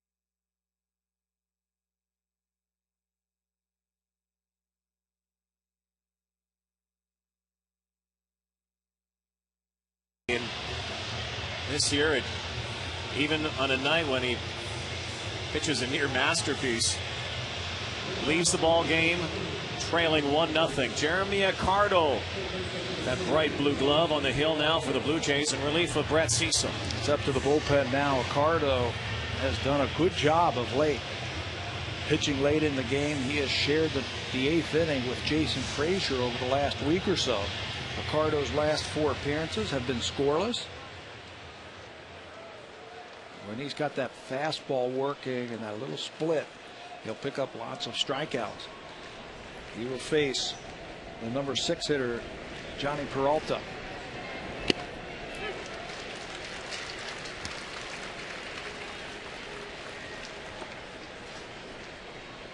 Brett Cecil goes 7 innings.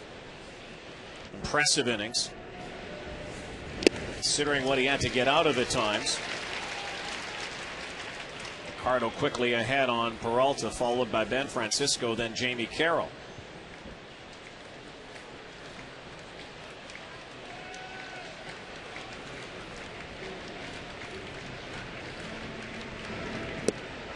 Struck him out.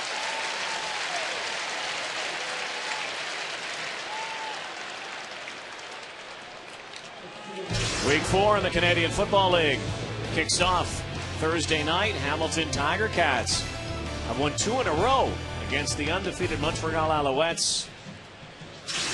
Percival Molson Stadium, McGill Campus in Montreal Thursday night. Ben Francisco. Jeremy Accardo's gotten in a groove lately too.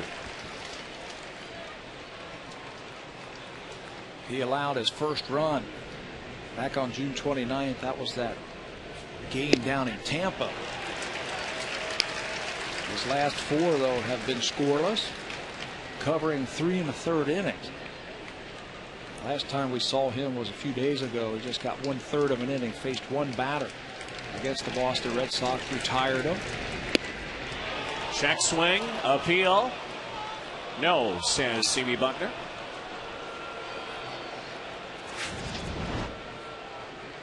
From the side, and you can tell that Francisco holds up on that breaking ball. First ball that Accardo has thrown here in the 8th inning. There's a second. Jeremy Accardo, remember, it wasn't too long ago that, because of injuries, accepted the closer role for the Blue Jays, and this season was kind of lost in the dust in the shuffle down in Las Vegas. AAA. Had a big year when B.J. Ryan was on the disabled list. 2-2 pitch.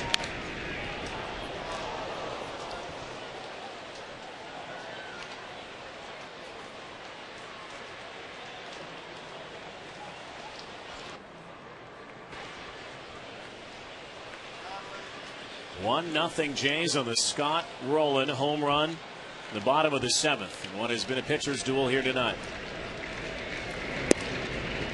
Flirts outside. Now to a full count. Francisco, like Chu, very quick on the base paths. Do not want to lose him here. He's got some power too. If you make a mistake, he can lose the ball.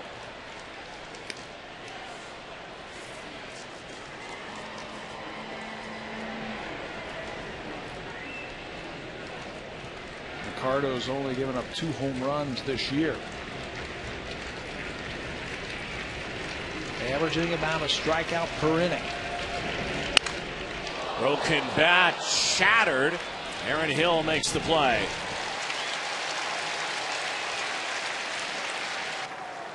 Look at that. Serious firewood. That's just one piece. There's the other piece. And the handle was with Ben Francisco. Watch this one. It looked like slider off the end of the bat. The handle stays in the hand of Francisco. The bat finds its way down the third baseline. Jamie Carroll, the second baseman. Rowland takes it. Easy play for the Gold Glover. Accardo comes in. Good inning for him. Good for the Blue Jays. And Cliff Lee.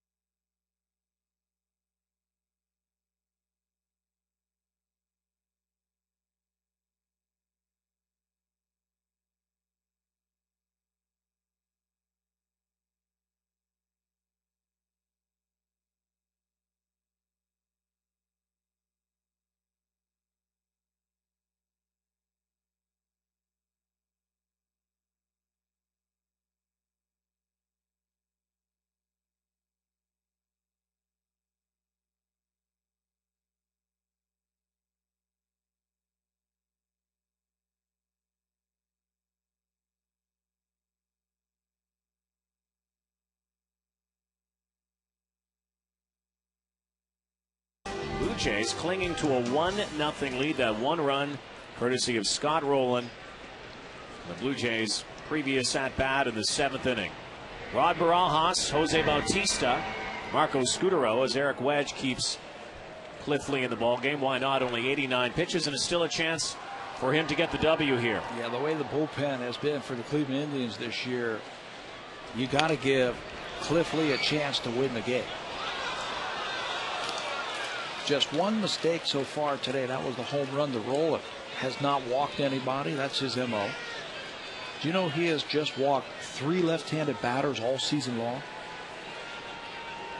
And he's 4 games under 500 record-wise. Barajas. High fly ball. Sizemore at the track. First out here in the 8th inning. You talked earlier, Tabby, about Cliff Lee, being the number 2 guy and then assuming the ace role. Of course, CC Sabathia being the ace. It was 2 years ago when Cliff Lee was the number 5 starter for the Cleveland Indians. Came to spring training not sure if he was going to make the team.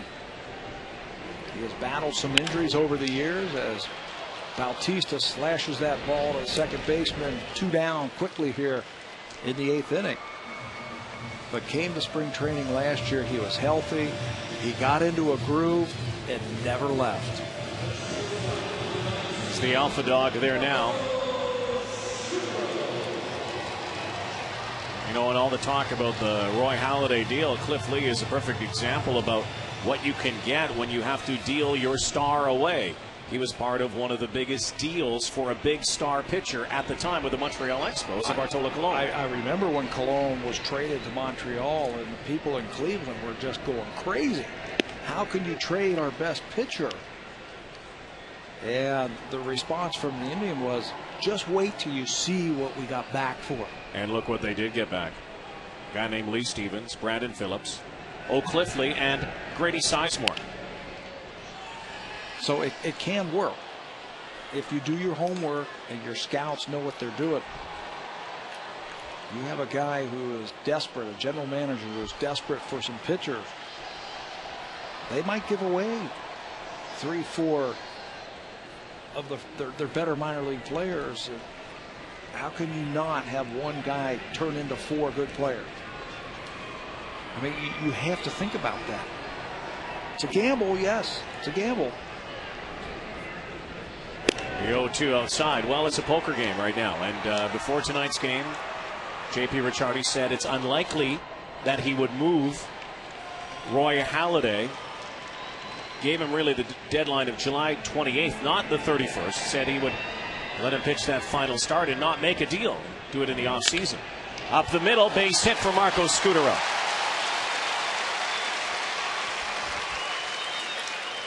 I don't think that is a hard deadline. No.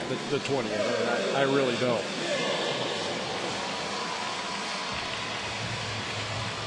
Scutaro with his first hit.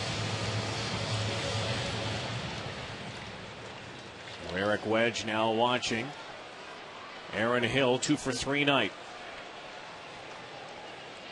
1-0 Jays would love some more insurance here. Heading into the 9th. Scott Downs warming up in the bullpen.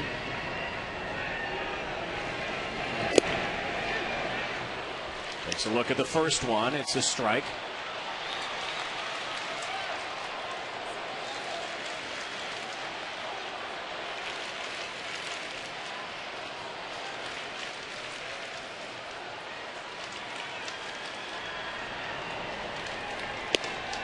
There's strike 2. 18,300 and change here tonight at Rogers Center.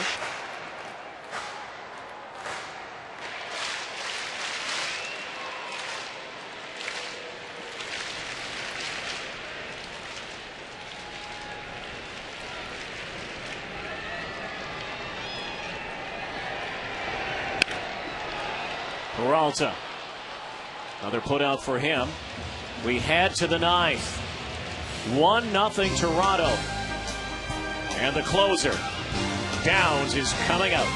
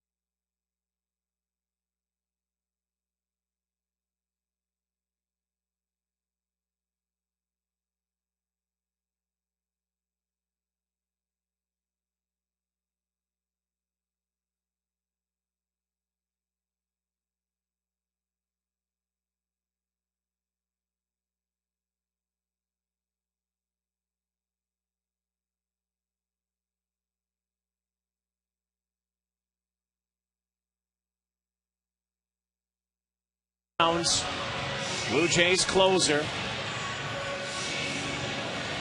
9 saves on the season. We'll try to save this one. Excellent numbers for Downs this year, all the way around. Just 5 walks all season long. He's given up just 1 home run, averaging a strikeout an inning. Here is a pinch hitter now from the bench of the Cleveland Indians. Ryan Garco. He's got some pop, 9 home runs, 34 RBIs. And it's a short bench for the Indians. They elect to carry an extra reliever. So there's only 3 players on the bench for Eric Wedge.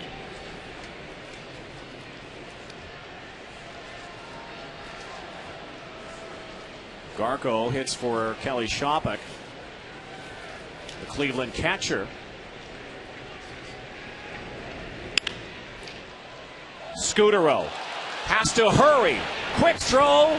Safe at first.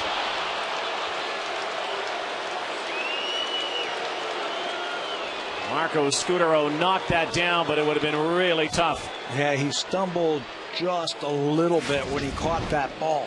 Watch when he reaches out, catches it right there. If he could have got to his feet a little bit quicker, he would have had him.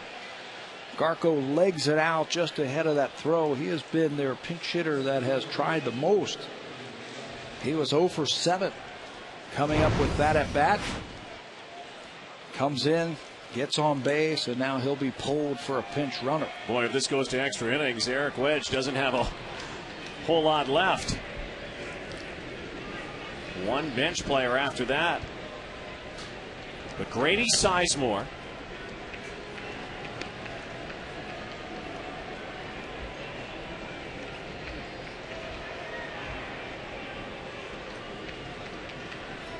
Sizemore 0 for 3 tonight with a walk.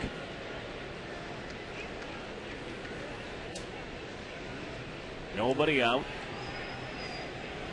Pinch hitter, pinch runner. It's all worked out so far for the Indians.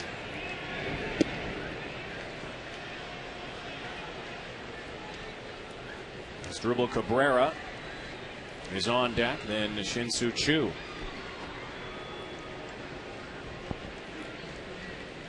Be careful now. I think that with Grady Sizemore squaring around there, I think that was a decoy.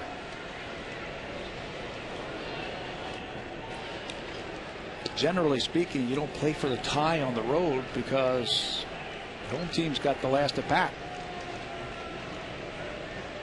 Sizemore has home run power.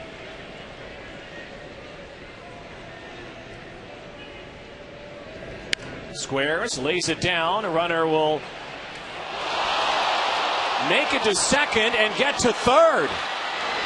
An overthrow by Overbay. Valbuena is at third base. Aggressive play by Overbay, and they would have had him at second base if he makes a good throw. Corner infielder, when a guy bunts it hard at you, you have that option of getting the first runner, that lead runner, but the throw is high. Scudero has to expose himself to that aggressive slide by Valbuena. And the inning is set up now for the Indians. Second and third and nobody out. Ball hasn't left the infield. So they will intentionally walk Cabrera and then have to pitch to Shin-Soo Choo.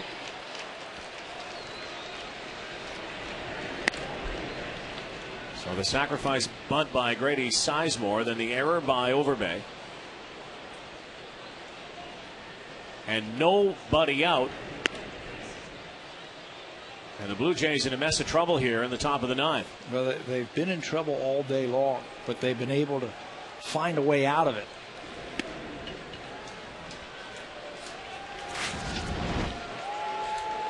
Overbay charges quickly, and for a left-handed throwing first baseman, this is an easy play, but it just gets away from him.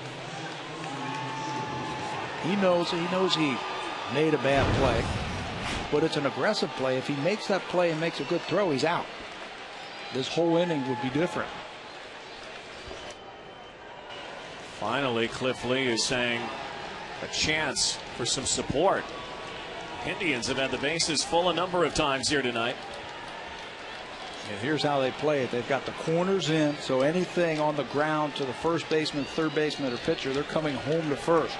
The middle of the diamond will concede the run and take the double play if it's hit to Scudero or Hill.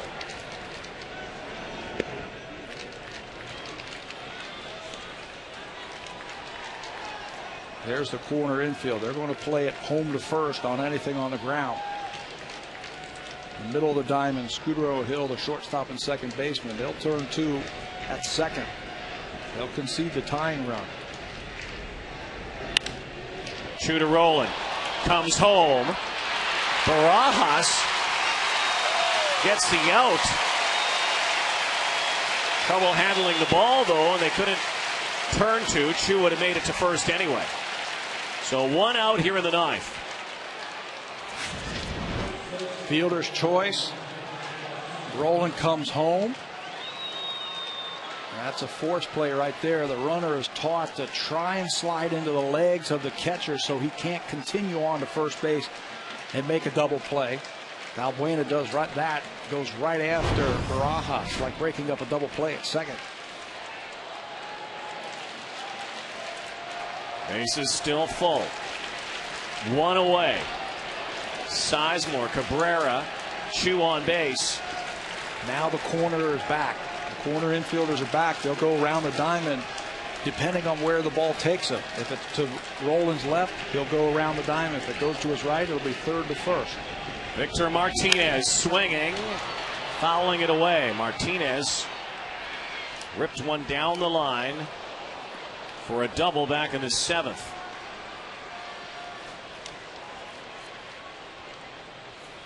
This is what you put those guys in that cleanup position for.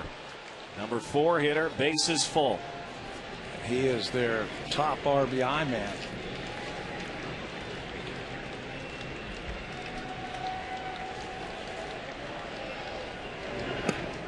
Curveball. 0-2. Good pitch. This is where Martinez makes his money, hitting over 600 with the bases loaded this year, over 300 with runners in scoring position. This is when Victor Martinez gets tough with 2 strikes. Scott Downs has his work cut out for him, but if he makes a pitch, he can get him.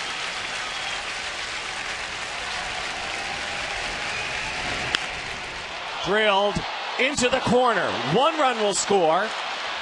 Here comes the go-ahead run here in the 9th, and Victor Martinez comes through in the clutch. He expanded his zone that time with runners on, knowing that there was no place for Scott Downs to put him. 20th double, RBIs number 60 and 61 for Victor Martinez, his second double of the night.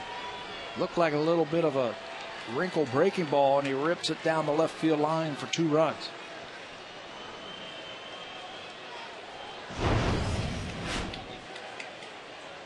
Still just 1 away.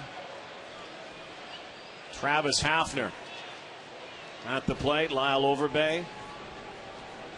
That error costly right now, and it looms large. 2-1 Indians here. We were just talking about that a couple of innings ago. Mistake. These are the kind of games where a home run wins it for you, a mistake by the pitcher, or a mistake by the fielders can set up innings. The Indians are playing contact with some speed at third base in Shin-Soo Choo. Anything on the ground, and he's coming home hard.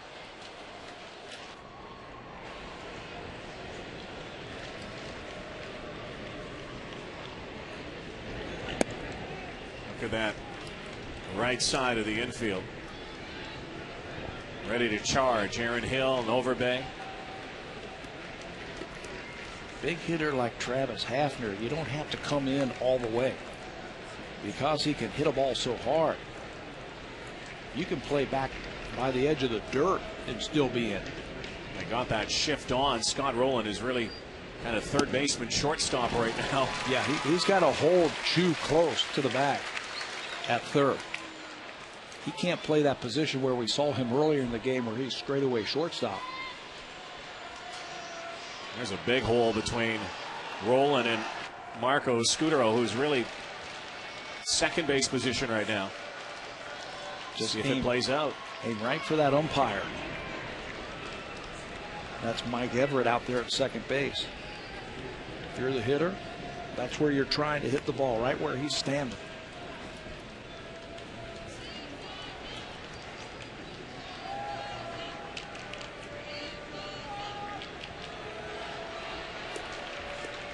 So after loading the bases for most of the ninth, the Indians come through with the bases full here in the ninth. Blue Jays trying to get out of it, and then we'll try to tie it up in the bottom of the ninth. And that is a big strikeout right there. Weak swing by Hafner, who was fooled. Yeah, looking for the local, and he got the express. Looking for a breaking ball away. Kind of a half swing right there by Hafner. Just trying to foul that one off.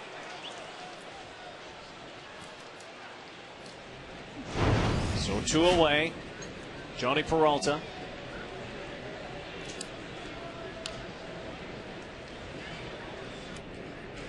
Chu at third. Martinez, the hero right now for the Indians, at second base. Due up for the Blue Jays in the bottom of the ninth. Vernon Wells, Scott Rowland, and Lyle Overbay. A chance for him to atone. And it looks like they're going to have to do it against Cliff Lee. Kerry Wood is not up. There is nobody throwing in the bullpen for the Cleveland Indians. Oh, great breaking pitch from Downs.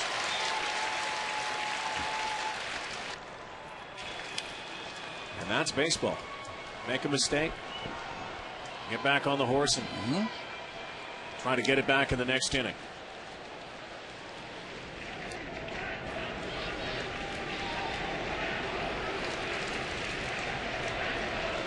1-1 pitch. Fouled away. That curveball is really fooling Johnny Peralta right now. His timing is messed up. A good fastball hitter is Peralta, but that sweeping curveball that Downs has, where he can start it on the outer half and just sweep it to the inside part, has him really fooled right now.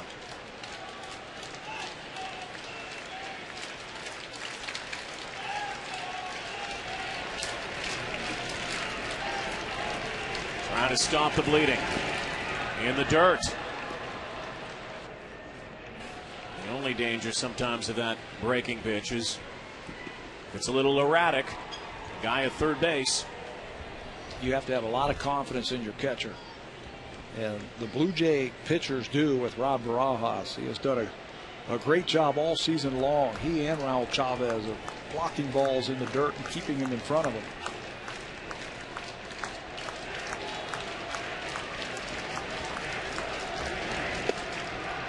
Whoa, so close. Now 3 balls and 2 strikes. If he loses Peralta, Ben Francisco is on deck.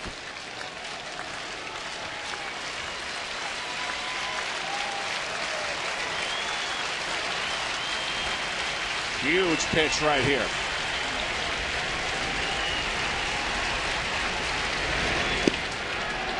And he lost him, and Downs can't believe it. Thought he had him on the outside corner. He was leaning towards the dugout after that pitch. Had him set up for the breaking ball, 3-2. Peralta gives up on it.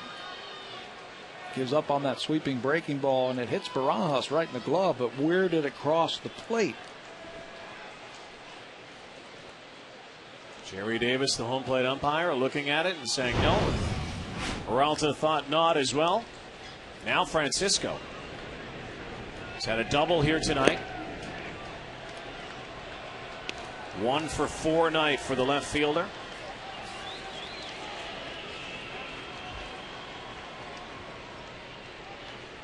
And again, bases loaded.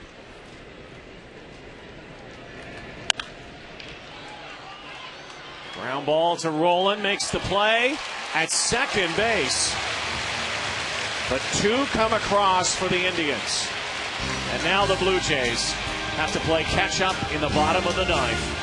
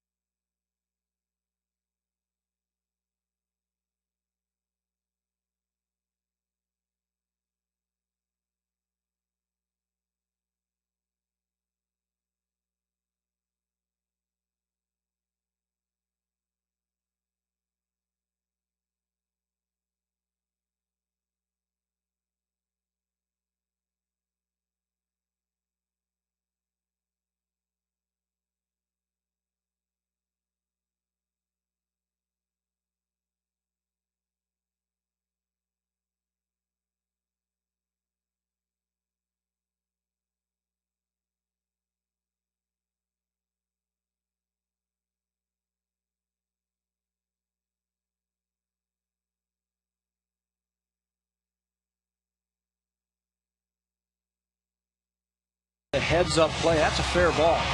He is not going to get the runner at first base. Too much speed for Francisco, so he does the next best thing. Throws a strike to Aaron Hill to get the runner out in the middle of the diamond. Just great play. Great heads-up play by Scott Rowland. So Cliff Lee now looking for his 6th win of the season. Some defensive changes now as well for the Cleveland Indians. Eric Wedge has used everybody now. Victor Martinez, who started the game at first base, goes back to his natural position at shortstop, and Chris Jimenez comes into the ball game at first base. If you are keeping score, Jimenez will bat in the number 9 slot. They've used 4 players there. Shopek was pinch hit for by Garco, who was pinch run for by Balbuena, and now taking over at first base. Well, Eric Wedge pulling out all the stops and will stay with his ace right to the 9th inning here. And just like it looked like, might be tagged with a loss, chance for a win. Cleveland Indians, in many ways, should have had the lead a few times here tonight. Brett Cecil able to get out of some trouble spots with bases full. So Vernon Wells, 0 for 3 night, will lead it off here in the bottom of the 9th. Down 1. Scott Rowland to follow, who tagged Lee for a home run in the 7th. Then Lyle Overbay, and of course Cito Gaston does have some options on the bench. One of those options, Adam Lind, if you're just joining us, has not been in the game. First pitch swinging. Down the line, it might be trouble. Oh, and it's just foul.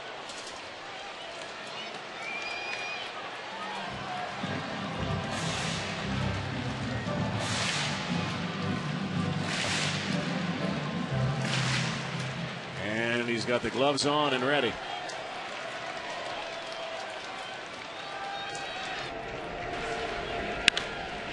High fly ball, got under it. Sizemore calling for it. Way up there, and that's out number 1 here in the 9th inning. You can see why Eric Wedge wants to leave his ace in the game. Cliff Lee has been just rolling right along. He has given up 1 run, made really 1 mistake, and that was to Scott Rowland, his last at bat. Got to think that he's going to stay away from that wheelhouse this time. Rowland hit his 7th home run in the 7th inning.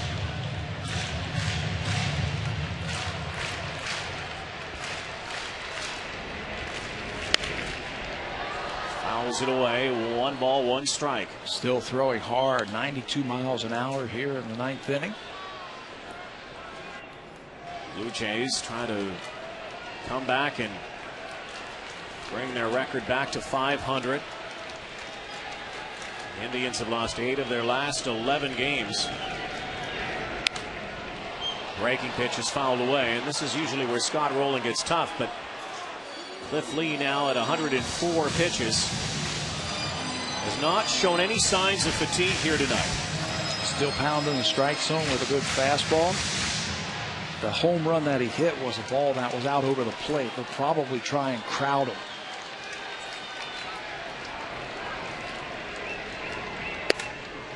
Backdoor cutter.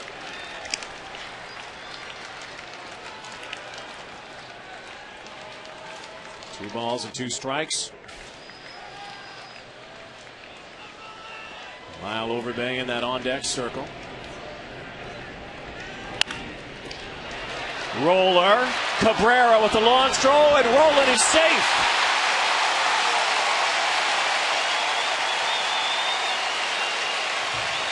So the tying run is at first.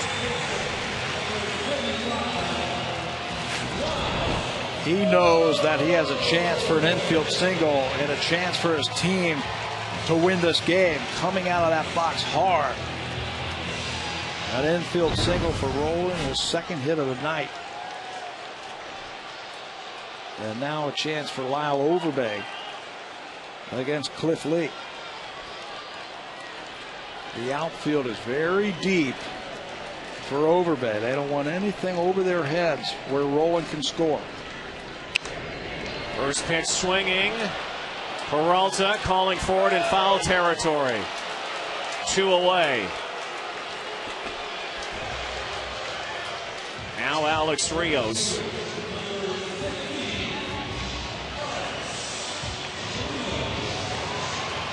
Indians have their bullpen up. Blue Jays down to their last out.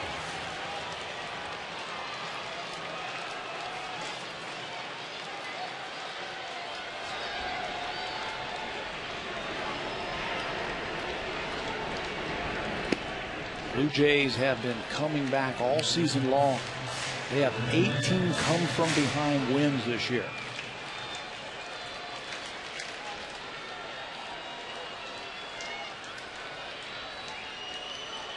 Rios looking for one pitch that he can elevate. The appeal did not go. 1 ball and 1 strike, 2 away. Fastball up. Did not offer at him.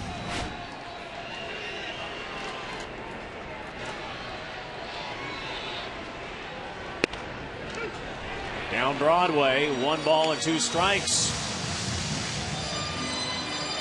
91-mile-an-hour heater. Rios laid off of it.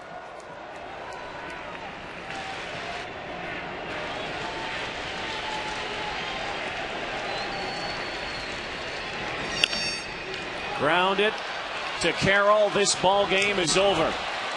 And Cliff Lee, looks like the Cy Young Award winner from last year, had a deficit, a 1-run deficit, really only one mistake in this ball game. Yeah, the mistake was to roll it, and he kept his team close enough and gave his team a chance to come back and win, which they did. Now 2 straight complete games for Cliff Lee as the Indians take the first game of this 3-game series.